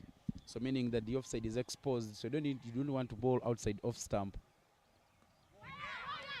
That ball angling in too much, and Namubiru was trying to go across the line. Yeah, I wouldn't meant to see her bowl outside the lane, the fourth or fifth stump, because if you're to see how Foster has attempted the previous shot, you could see that she wasn't in any position to play the shot. Again, challenging the outside stump there, the fourth stump, outside edge, again also challenged. Get a feeling that she's bowling decently. Bring the offside into play. Cut Foster's strength off. The tail of the tape, wides. Look at the game, only 3 runs off the bat, and the other 4 being wides. For Soroti SS who are not working out, who are not working with a very big total, they need to make sure that they stick on the good areas. Yesterday they bowled out Kasese for just 28. But now the wides have kept Mount St. Henry's alive in the game. Yeah, that's really good for Mount St. Henry at the moment. They only need not to lose wickets. They only have to stick at the middle there like the openers did for Soroti. And I guarantee you runs will come in that way. Extras will be bowled. Loose balls will be bowled. You only have to wait for the good delivery, respect it, maybe push it a little bit or block it, but there will be an extra, at least in an over, and there will be an next loose ball that you will put away. Our 3 back wides for Soroti SS. That one goes to the pads, but the appeal for LBW goes in vain. Somehow Mount St. Henry's is playing dead. You need to make sure that you're hitting the balls that are in your arc. And again, Foster, they are trying to go against her natural game. We know she's a hit of the ball. She loves hitting the ball. But when she's looking to block the ball, she doesn't really seem to be confident. She goes across the line, but misses a little further. And the wicket keeper couldn't stop that one. In the end, Mount St. Henry's takes the runs. And that single brings us to the end of the 4th over. With 10 runs coming up on the board for Mount St. Henry's. And 10 for 2 is the score after 4. More 40 runs will be needed by Mount St. Henry's in 16 overs to pick up victory.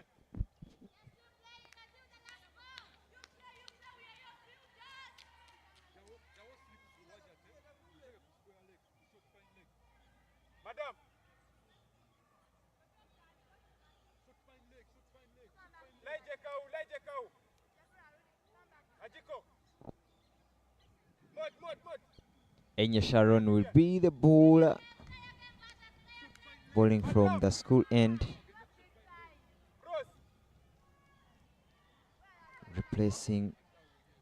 Replacement has been done. Changing bowling side there. And some field changes being made again. Two fielders patrolling the boundary on the onside. Deep mid wickets and a straighter, rather a square cow corner.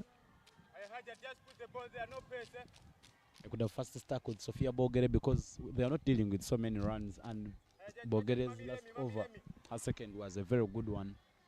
But let's see what the change brings for Soroti. Too flated and too full. They hit me ball, but blocked by Nambiru Fausta. They know that when you flight the ball, it is easy for the batters to hit it and leave it up in the air, but Fausta cautious and equal to the challenge. That one got off the body, backward of the square, and they take the run. I tell you, Ivan, it has been the order of the day in this. We saw how the spinners for Mount St. Henry operated. Flight was on offer. They know that even when the ball bounces, it gets that extra bounce. So if you're not using your feet to come on top of the bounce and reach the bounce of the ball, you can find yourself in a bad position. The left-hander now doing the magic for them. Every time you have that left-handed batter, the field will keep changing all the time. And somehow they might end up missing out something.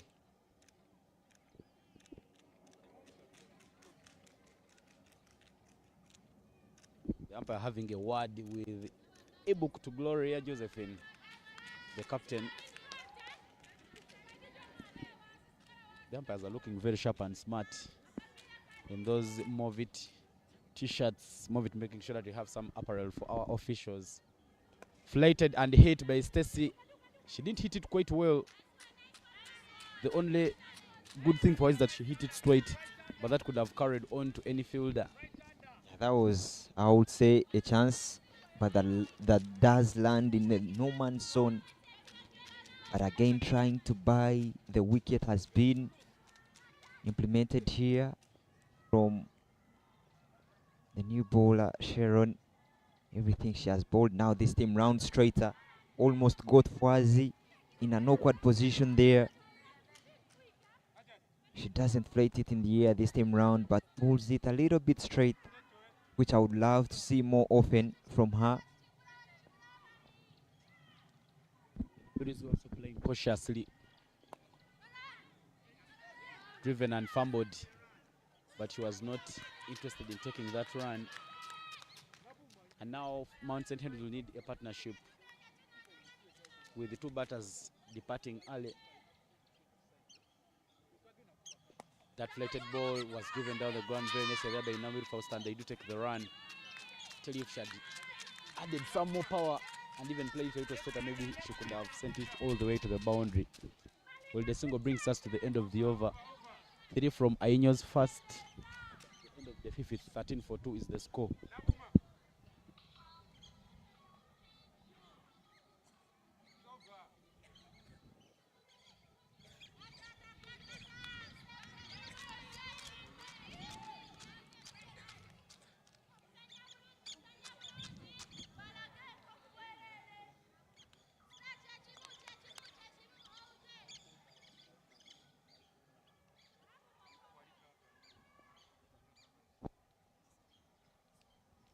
Nabuma Mary, a new bowling change coming from the city end.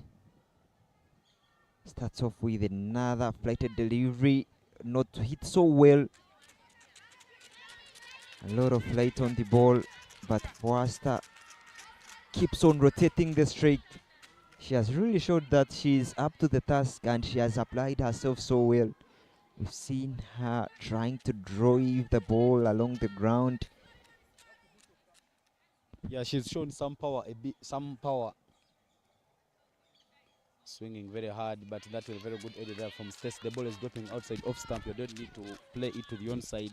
Open up the blade and hit it past point. This time round, she swings and connects. And they will take the single. I told you yesterday, Nabudua picked up 3 wickets. A miss, an overthrow there. And a chance for Mount St. Henry's to pick up the run. They could have had the chance of picking up another extra run, but they are playing cautiously because they don't want to give out another run out. Looking at the disaster that happened to them yesterday. Stacy hits and connects, and that lands safe. But look at that mix-up, hesitation between the batters. In the previous delivery, they were cautious. But now Nambiru Fausta running herself into traffic, and it will be another run out. Some good awareness there from the fielder getting the ball, and so that the chance was at the wicket keeper's end. They threw the ball right at that end, and they do take another wicket. Mount St. Henry's are now evading pressure by themselves. A very, very big blow for Mount St. Henry's. Wasta, who has been looking in control, has now departed. Look at that. Where does he drag the ball from? Wide outside the wide lane almost.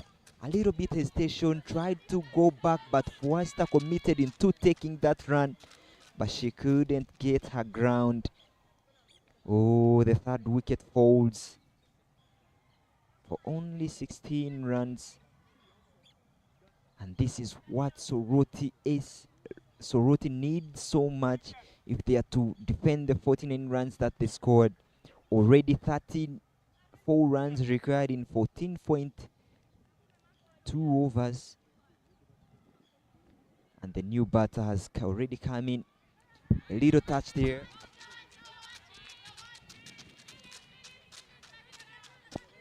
Bidule Catherine, the new batter, yet to get off the mark, but things don't look so easy for her. Flighted delivery, goes for a slog sweep up in the air and lands safely, trying to take the two. But look at the way how they're running a little bit, looking away from where the ball is going. But a single to finish up the over, and the score is 17 for the loss of 3.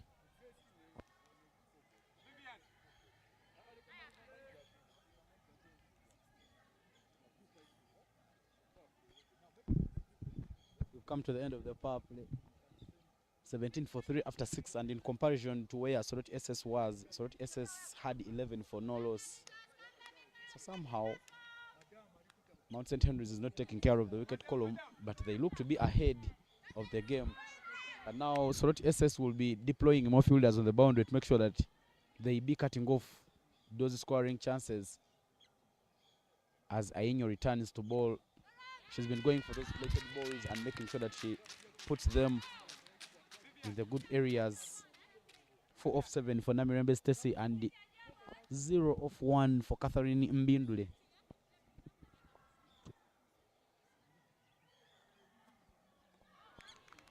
A little bounce off the surface, looking at the way how she's bowling, plating it up in the air with a short cover fielder there.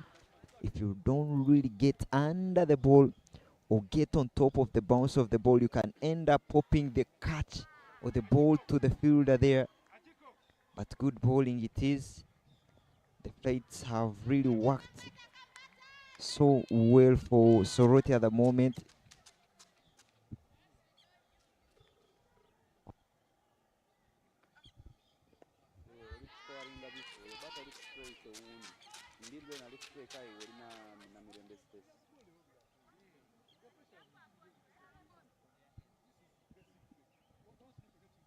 Moderate balls, and now a wicket comes.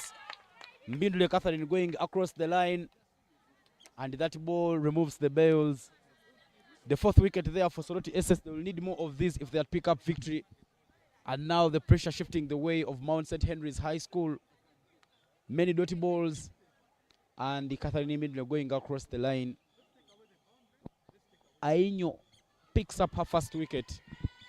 Yes, Ivan, it also calls for patience for a player who has suffered 3 dot balls in a row and now looks at a way, how can I take these dot balls off my shoulder, and tries to go across the lane, doesn't pick up the right lane, steps away and tries to go on the onside. The ball had a little bit of turn into the stumps and ending at the off stump.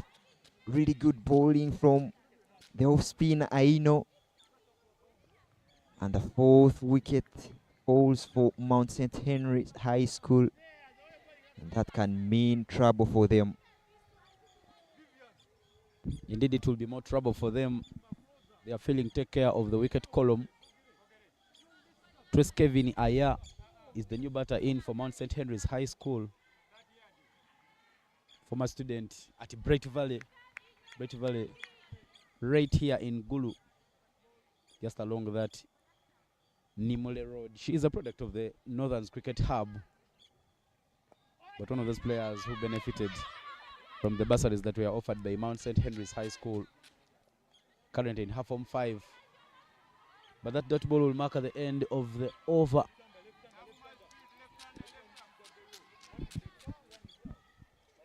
And it will end as a maiden over. 7 overs gone, and 17 for 3 is the score.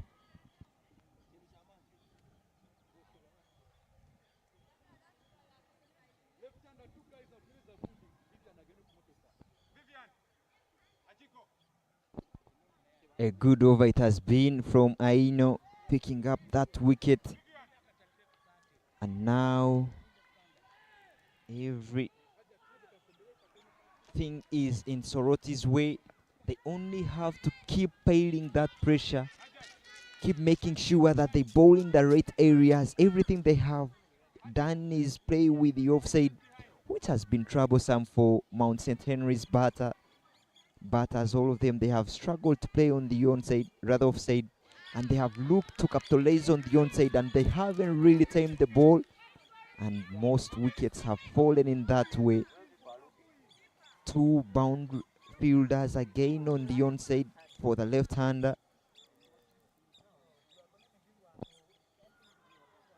The cow corner, the deep square leg,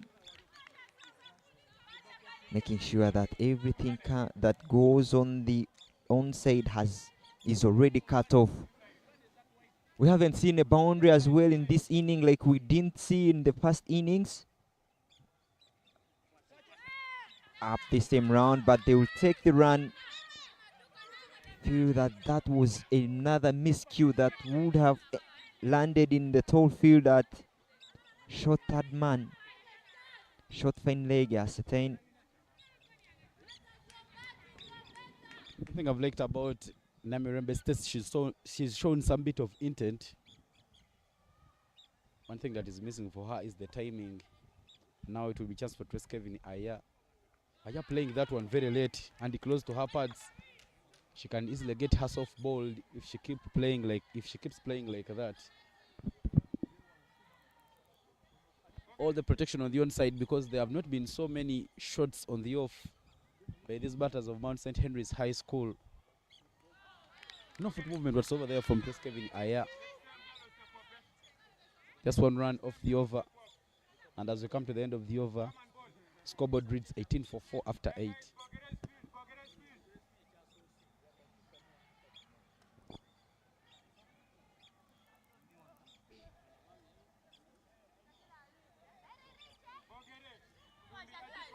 We're sorry about the graphics on your screen, but we are working as much as possible to make sure that we update you. We are doing everything technically to bring everything in place, but after 8, it's 18 for 4.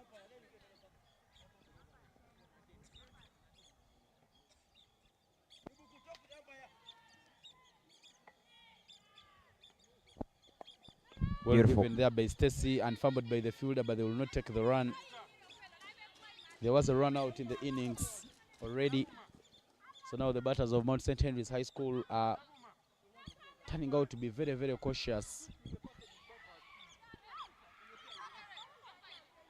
The protection, deep square leg, deep mid wicket for the left-handed batter, and some changes in the field. The cover fielder switching with the mid wicket fielder.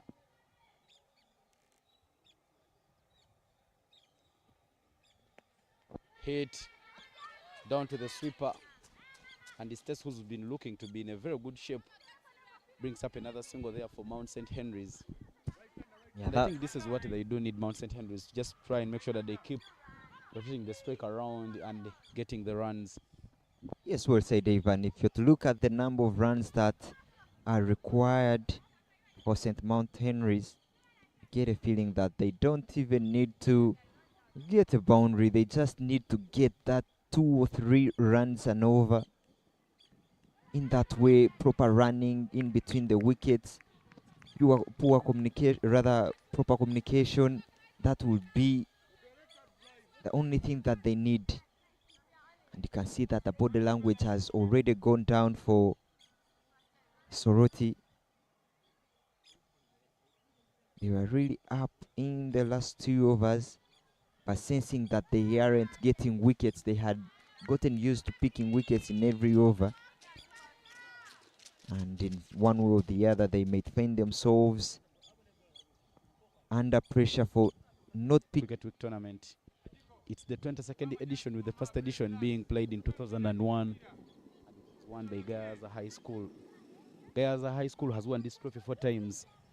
They are on the same number of tally with Olida High School, who are the defending champions, having won it last year. But the record champions of this trophy are Ginger Senior Secondary School because they have won it 8 times. Movit Products Limited, Schooly, Batbo Uganda Limited have all partnered with Cricket Uganda to make sure that we have this tournament. There is a bowling change for Soroti SS. Well cut there by Trace Kevin Aya, and it is traveling well. It rolls all the way to the boundary. The new batter welcomed into the attack is Elizabeth Ajiko. What a good shot there coming in from Trace Kevin Aya. Now they will have to know the strength of the different players. We saw Soroti playing with no boundary radar on the offside, but with that shot will force a field change, and now they are taking another single. This is turning to be a dominating display here from these two batters, Aya and Namirembe. Flighted delivery creates room by moving a little bit backwards to create room for the arms to flow through. Hits straight and hard through the shot. Gets the first boundary in this game. We didn't see any in the first innings. We've only seen that in the second innings. Cut hard, running hard, and she will be safely home. Already 6 runs in this over, and the celebrations from the dugout tell it all. Yeah, they are now doing some bit of hit and run. Just Kevin Aya and Stace Namirembe, making sure that they get the runs that are needed by Mount St. Henry's to pick up victory. Aya creating room, but not hitting that one. The wicket keeper throwing it away, and she gives them a chance to take the by run. But some good awareness there from Namirembe Stacy. She saw that the wicket keeper had put the ball down, and she had to take off very quickly to make sure that she brings up another run for Mount St. Henry's. Hit up, hesitation between the batters, direct hit, and she was gone. Some good awareness there from the fielder. Stacy Namirembe has been running between the wickets, and she has been showing some interest in taking every run, but that direct hit will see her off. The partnership break needed something extraordinary, and that bull's eye hit was really much deserved. What a throw that was, picking up the middle stump. And in my opinion, that wasn't a run to be taken. We saw them trying to be aggressive by running hard in the middle, but that was really risky. The ball was straight to the field at mid-wickets, and all she had to do was just pick it up and turn around. Didn't have time to think, just went for the bullseye. The 5th wicket falls. 23 runs required in the next. Again, having a look at the run out. Popped up in the air, thought maybe I have a chance. The game turned and threw so well. Weight transferred forward, and the wicket had to be gotten in that stage. A dot ball to finish up the over. An expensive over, I might say, given the passage of play. And after 10 overs, the score is 27 for the loss of 5.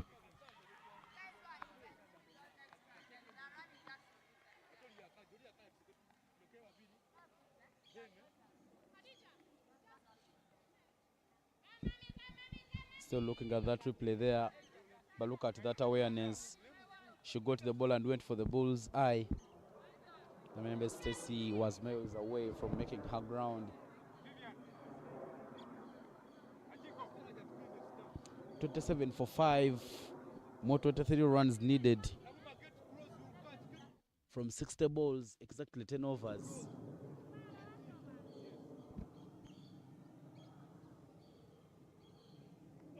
Another left-hander is into the attack. Muhindo Martha goes for a booming drive, but she didn't make any contact. Yeah, a left-hander departs and another left-hander replaces her. I said those two changes. The left hand and the right hander can mean to distract the field in one way or the other. That is a way much deserved at the moment. Every extra given in Mount St. Henry's favor, rather in Mount St. Henry's way, will be to their liking, reducing the equation to only 22. Another soft touch, good running. The fielder doesn't really move so well and quick to stop that. I tell you, Sorot SS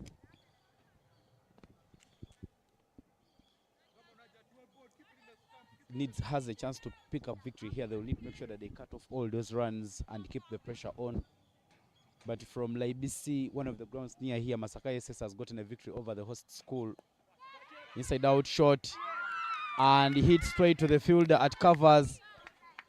A catch is taken, and Ayatres Kevin departs. Another wicket there falls for Mount St. Henry's High School, the 60th.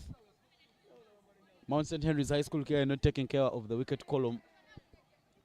That's the wicket that they needed. They needed Aya's wicket given the context of the game, how she was playing. She picked up the only boundary in this inning, and now picking her wicket means that they are back into the game. Look at that, trying to go only onside but getting the outside edge, and the fielder did so well, diving forward, holding onto that ball even when she rolled. That was a really beautiful catch that deserved a high five from the teammates. 6 wickets done, only 4 more wickets left for Soroti to pick up their second victory. 29 runs on board, 21 required for Mount St. Henry's. And the game is now swinging like a pendulum. You don't know which side it is going at the moment. Another chance. Rolls around, turns around, but couldn't hold onto the ball. But the fielder at short covers there is seeming to be much of needful than you may think, but he took a catch, and now the chance is another taken there, not taken in the end. Yashatra Agenrot is the new batter in for Mount St. Henry's High School. A slogger of sorts. You may not see so many proper shots coming in from her, but she will show you that she will be hitting the ball around. 30 runs up the board there for Mount St. Henry's. Bit flighted. Mohindo goes to drive, but she was nowhere in the frame. And it's another dot ball. 20 more needed in 9.2 overs. Soroti says will have a reason to believe, because they have done good work already.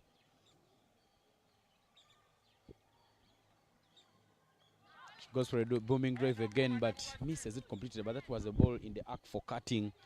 And that dot ball brings us to the end of the 11th. 30 for 6 is the score.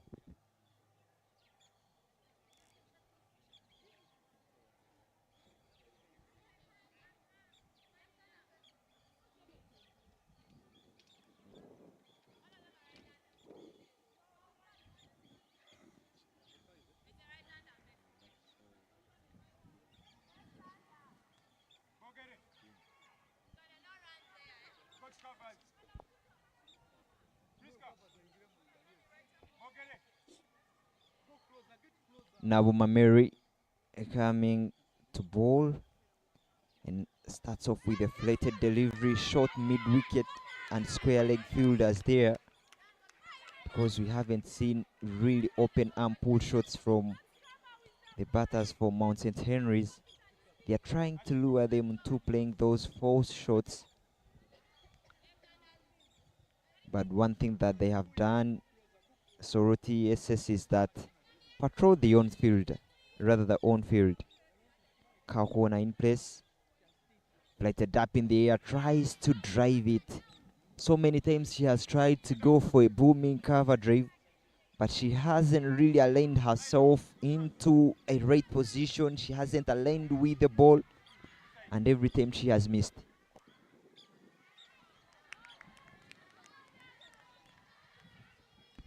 The only issue there for Mohindo Martha is that she thinks that everything is for driving. She can't open up a blade.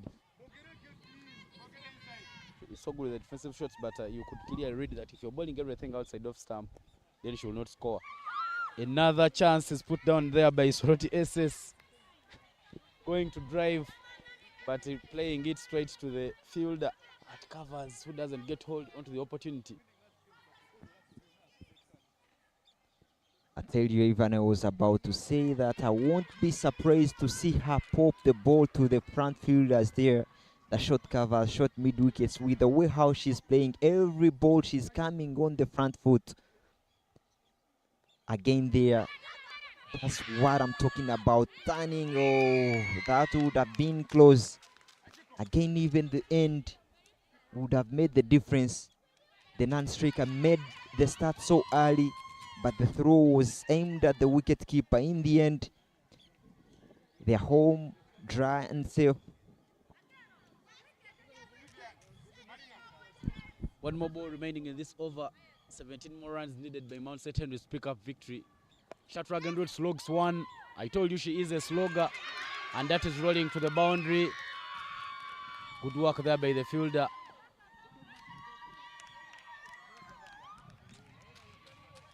And that double will bring us to the end of the over.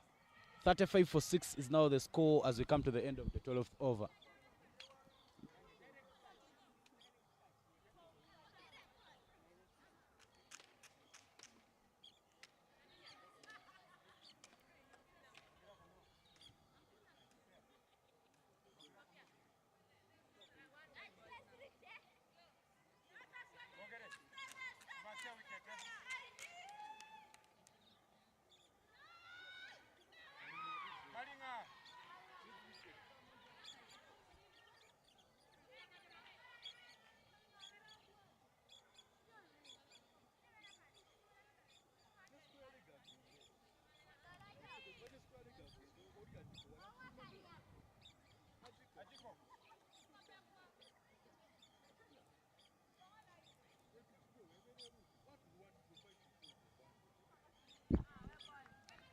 Another drive there from Martha Muhindo as Sophia Bogere returns to bowl her final over.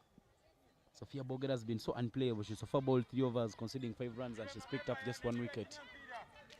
And now here for Sophia Bogere, she should be just bowling stump to stump. Hit and run. Goes for a direct hit, but misses. But I love the idea there from the fielders of Soroti SS. Though that could have been maybe a throw to the wicket keeper. Yeah, they haven't shied away from hunting the stumps.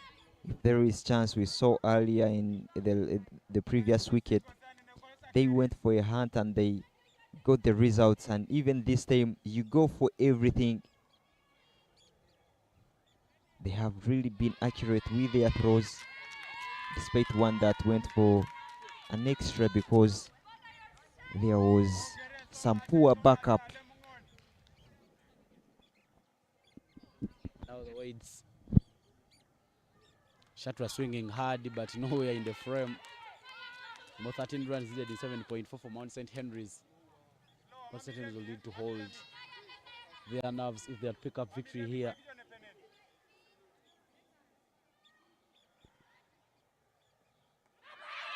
There was an appeal, and the umpire says there was a feather.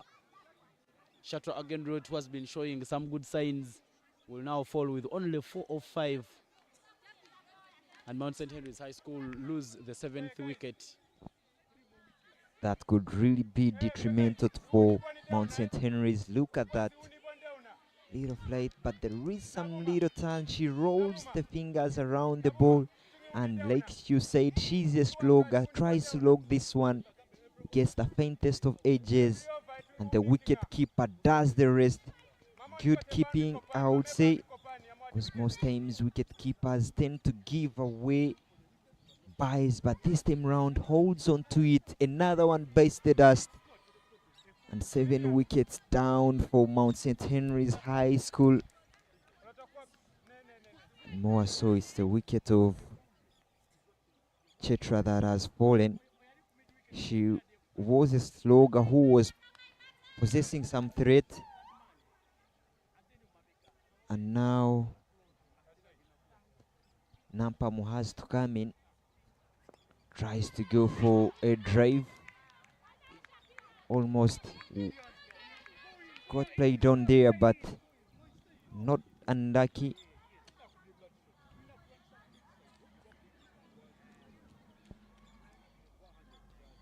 Thirteen runs required in 7.1 overs.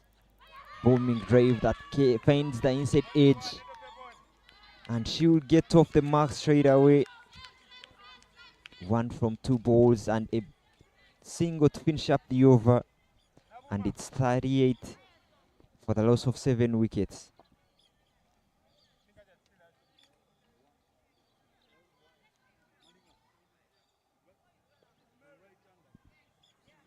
"12 more runs needed in 7 overs for Mount St. Henry's." We talked about the game swinging, and this game is swinging both ways. Still, any wicket that falls here could give a chance to Soroti SS to add a little more pressure. 1 off 2 for Nampam Jacqueline and 3 off 10 for Martha Muhindo. Jacqueline Nampam, one of those players who can hit the ball. She creates room and hits it backward of the square. Martha was already on her way. She should be happy that the fielder backward of the square didn't get hold on to that, because they could have quickly had themselves a run out there.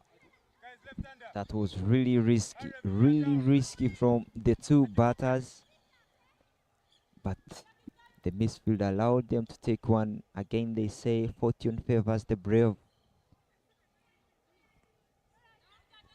Martha has really been struggling to score runs off the front foot, and everything she has played on the up, coming on the front foot. Even the balls that have been shot, she has tried to play on the back foot, flighted a little touch, but she won't get away.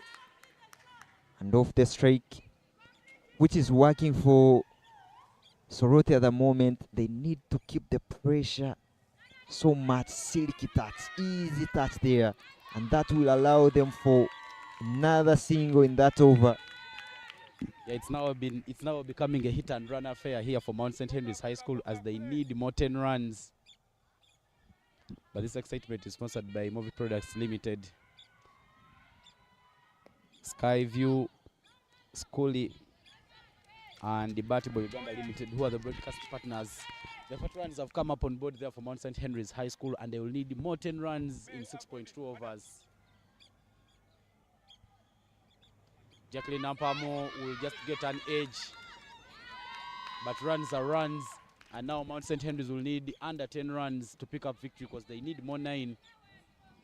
That single brings us to the end of the 14th over. Scoreboard reads 41 for a loss of 7.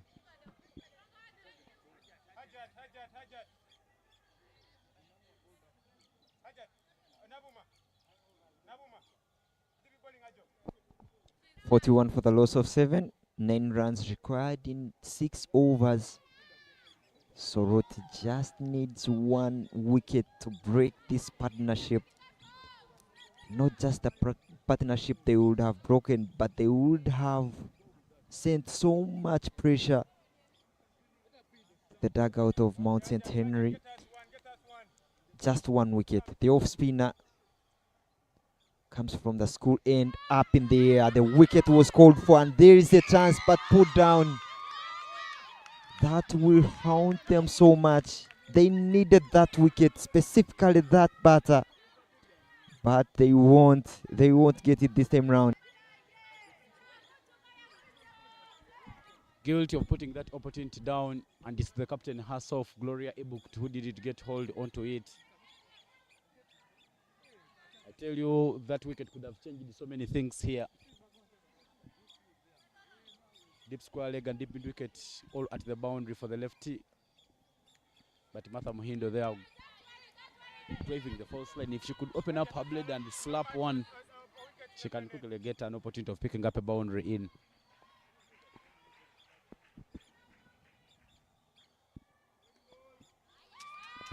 Wides, extras. I tell you, they would appreciate any extra that comes their way. And now every extra will be so bad luck for Soroti at the moment. And the off spinner bowling to the left hand. It's much of a good challenge for the batter. We saw Aino bowling with turn off the surface. But Judith Iro putting in some good work there in terms of keeping. She's been so tight behind the wickets. Judith Iro is a spinner. But you know, in junior cricket, most times you look for someone to do work for you. That's it straight to the field, and it's another dot ball. More 7 runs are needed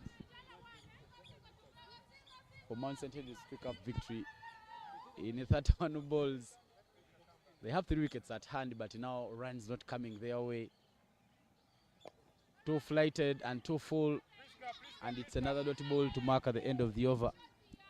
43 for 7 is the score after 15 overs.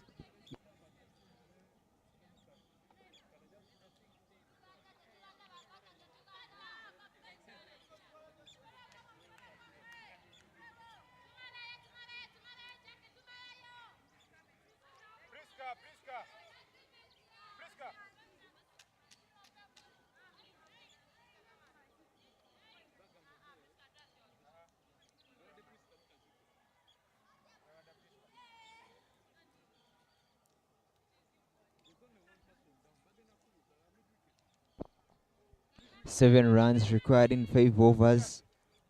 Again, you can't say that the game is done. A breakthrough wicket here can mean so much. The left-hander Amodine bowling from the city end. She was really so good with her lanes. She challenged the stumps so many occasions. And straight away she tries to play with the stumps. Field changes being made. Everyone coming in the 30 from the offside.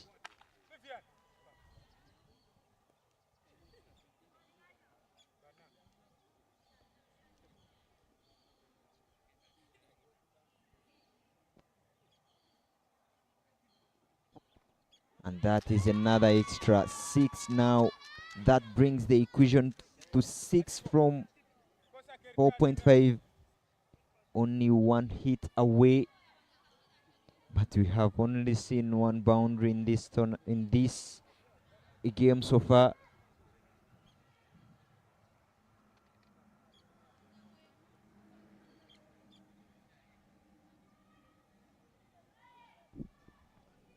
Full, but Jacqueline Nampam going across the line.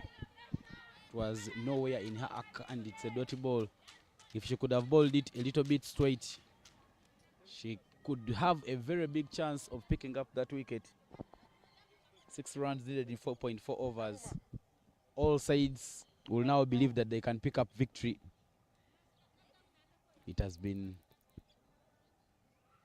a tightly contested affair. There is an appeal, but the umpire says maybe it could have gone down the leg.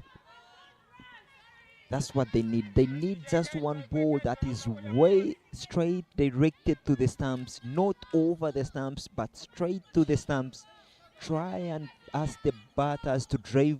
Try and ask the batters to block. But we have always seen that these batters from Mount St. Henry's haven't really been good with the drives or the blocks. Just bowl with the stumps, not giving out those extras. Look at that. How well do you defend 6 in 4 overs when you're bowling extras?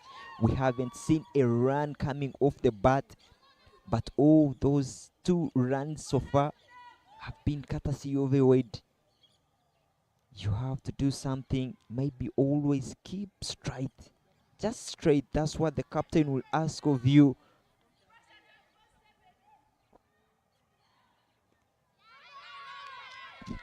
She goes across again, and the appeal there from the fielders goes in vain. 2 more balls to play in this over. And speaking about the extras, Mount St. Helens gave away 16 in the first over, and Soroti SS has played the generous. They have so far given away 13 in the second innings.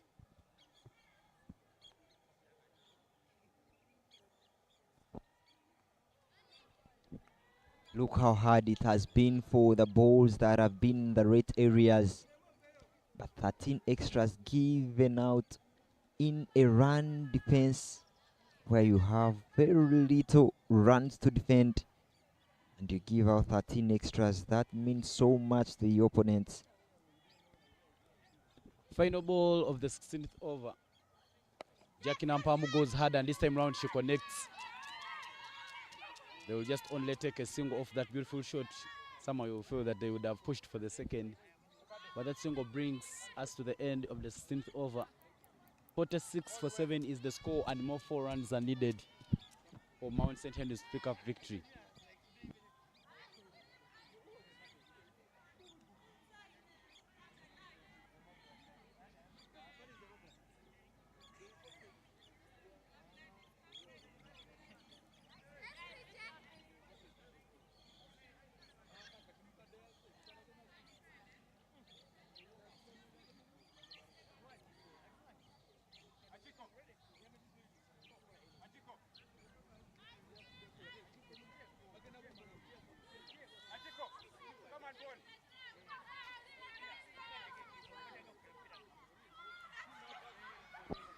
Four runs required in the 4 overs, and the captain is still contemplating on which bowler to use. And it's now about the decision you make as a captain. And you can't say that the game is already given away by Soroti, because 4 runs can mean to be challenging at the moment where 3 wickets are only left. Elizabeth Ajiko into the attack there. Muhindo trying to sneak through for a run, but quickly sent back by her partner, Jacqueline Nampam. It's a notable start of the 17th over.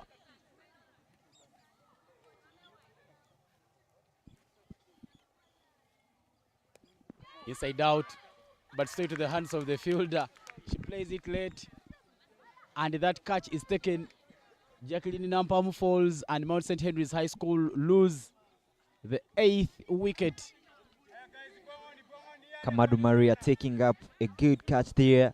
I tell you, she was given the ball earlier, but the captain thought otherwise, got the second guess on her decision, and maybe said, let me go by and go with Ajiko. And the 8th wicket falls. And the conundrum for Mount St. Henry at the moment is, where are we getting these 4 runs, and how are we getting the runs? Look at that. Bounce off the surface, tries to go on the onside, but again a very big outside edge. Well positioned fielder. Mary completing the catch. And now it's down to 4 runs and down to two wickets.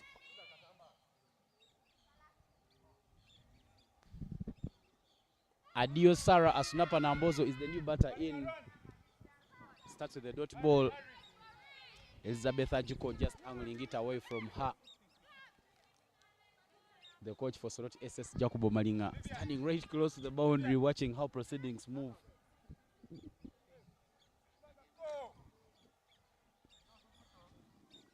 Too full, but Sarah going across the line. The ball which was there for driving, she goes across the line and doesn't make any contact, and it's another dotty ball.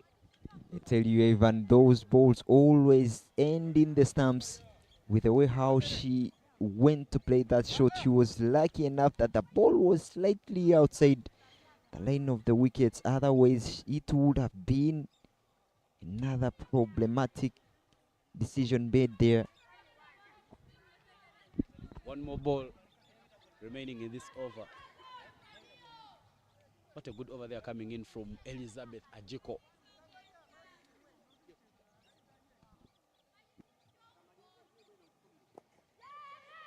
Hit, And now they run. There is a chance of a run out, but the throw not so good. A direct hit or a West level throw would have put Mount St. Henry's High School in trouble.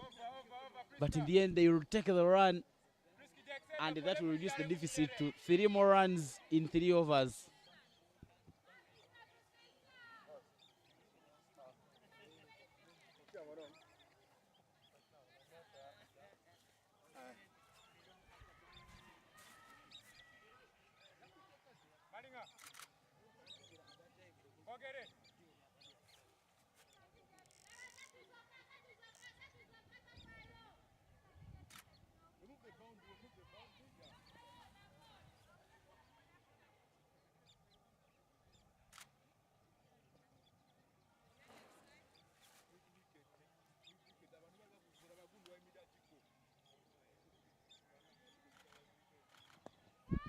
Hit, but there is a field that covers.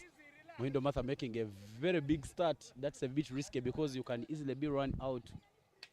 Amoding Priska is now the bowler in the attack there for Soroti Secondary School. Soroti defending 3 runs. They will need 2 wickets here.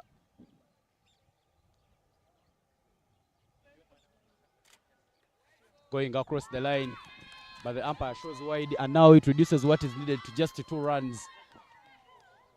Tell you, she hasn't really answered the call that was asked, that come in and just defend, but she has given out 3 extras in these 2 overs that she's coming to bowl with only 2 runs required.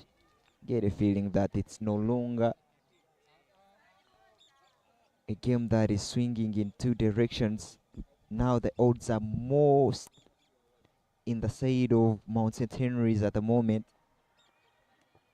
Yeah, now the bowler changing bowling side. She's been bowling round. Sorry, she's been bowling over. And now she comes round. 2 more runs needed from 2.4 overs.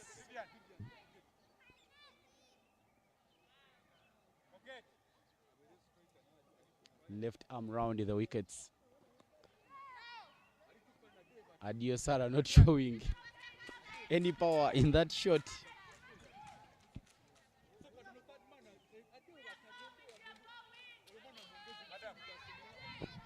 Yeah, the change of bowling sides there have worked for Amoding.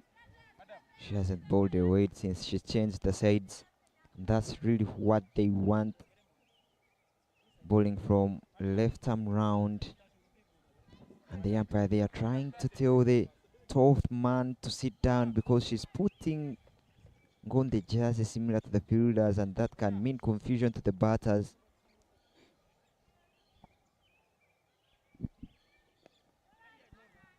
Adiosara not showing any intent there. Just dabbing it down. She need to play 1 out of the blocks. That's really good awareness. That's really good, knowing that the ball is directed to the stumps. I know of one person who would have gone to hit it hard. Hit and run affair. And now the scores are level. But you see the idea there from Iro Judith, the wicket keeper. She was aiming at the stumps, but she was somehow undone because that ball did not hit the stumps. Mount St. Henry's High School at the happier side because there is no room for error for Soroti SS.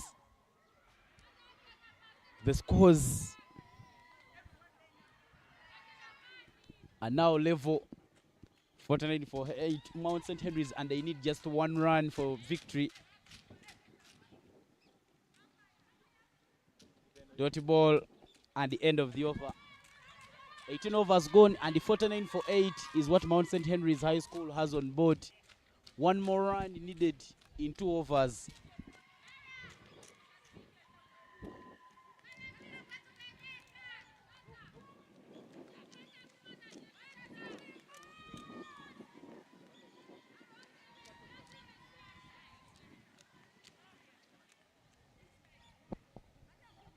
One run required in 2 overs.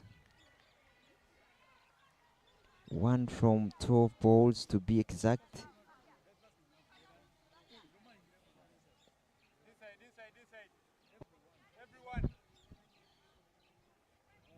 down the leg, and the wide from the umpire will be the victory.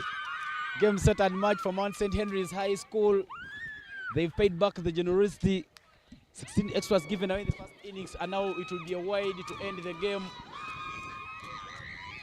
The celebration there for Mount St. Henry's High School. They won the toss, opted to bowl fast, bowled out Sorot SS for just 49 runs. Sorry, Sorot SS scored 49 runs in the first innings, but I tell you, the game has been shifting both ways in the chase. It's been a pressure game all through, but in the end, Mount St. Henry's High School crossing the line, winning the game by 2 wickets. When you look at the match summary, in the first innings, the batting innings for Sorot Secondary School, Iro Judith top scored with 13 of 23. Mary Nabudua 10 of 37. Mount St. Henry's High School was generous, giving away 16 extras. 2 wickets going in the name of Chaterekera Britain, and one apiece for Jacqueline Nampamu and Fausta Namubiru. In response, none of the batters for Mount St. Henry's High School reached double figures. Only Nambirembe Stacy and Ayatres Kevin top scored and leveled their scores with 6 apiece. 14 extras given away. And on the bowling card for Sorot SS, Sophia Bogere picked up 2 wickets, and she was the most economical. She conceded just 8 runs at an economy rate of 2. Whereas Ainyo Sarah also picked up 2 wickets at an economy of 2. 1 wicket apiece for Amoding Priska and the Ajiko Elizabeth. But in the end, Mount St. Henry's High School has crossed the line and has won the game by just 2 wickets. This tournament is sponsored by Movie Products Limited, Batboy Uganda Limited, Schoolies, who are our logistics partners, and Skyview. This is the 22nd edition of the Skyview Girls Schools Cricket Week. In the afternoon, we'll be returning with another interesting affair where Late SS will take on Kasese Senior Secondary School at this very ground. My name is Evan Cyprian Sajabi in the comms. I've been here with Fortnite Ali Juna. It's a wrap up for now, and we'll be back with the afternoon clash.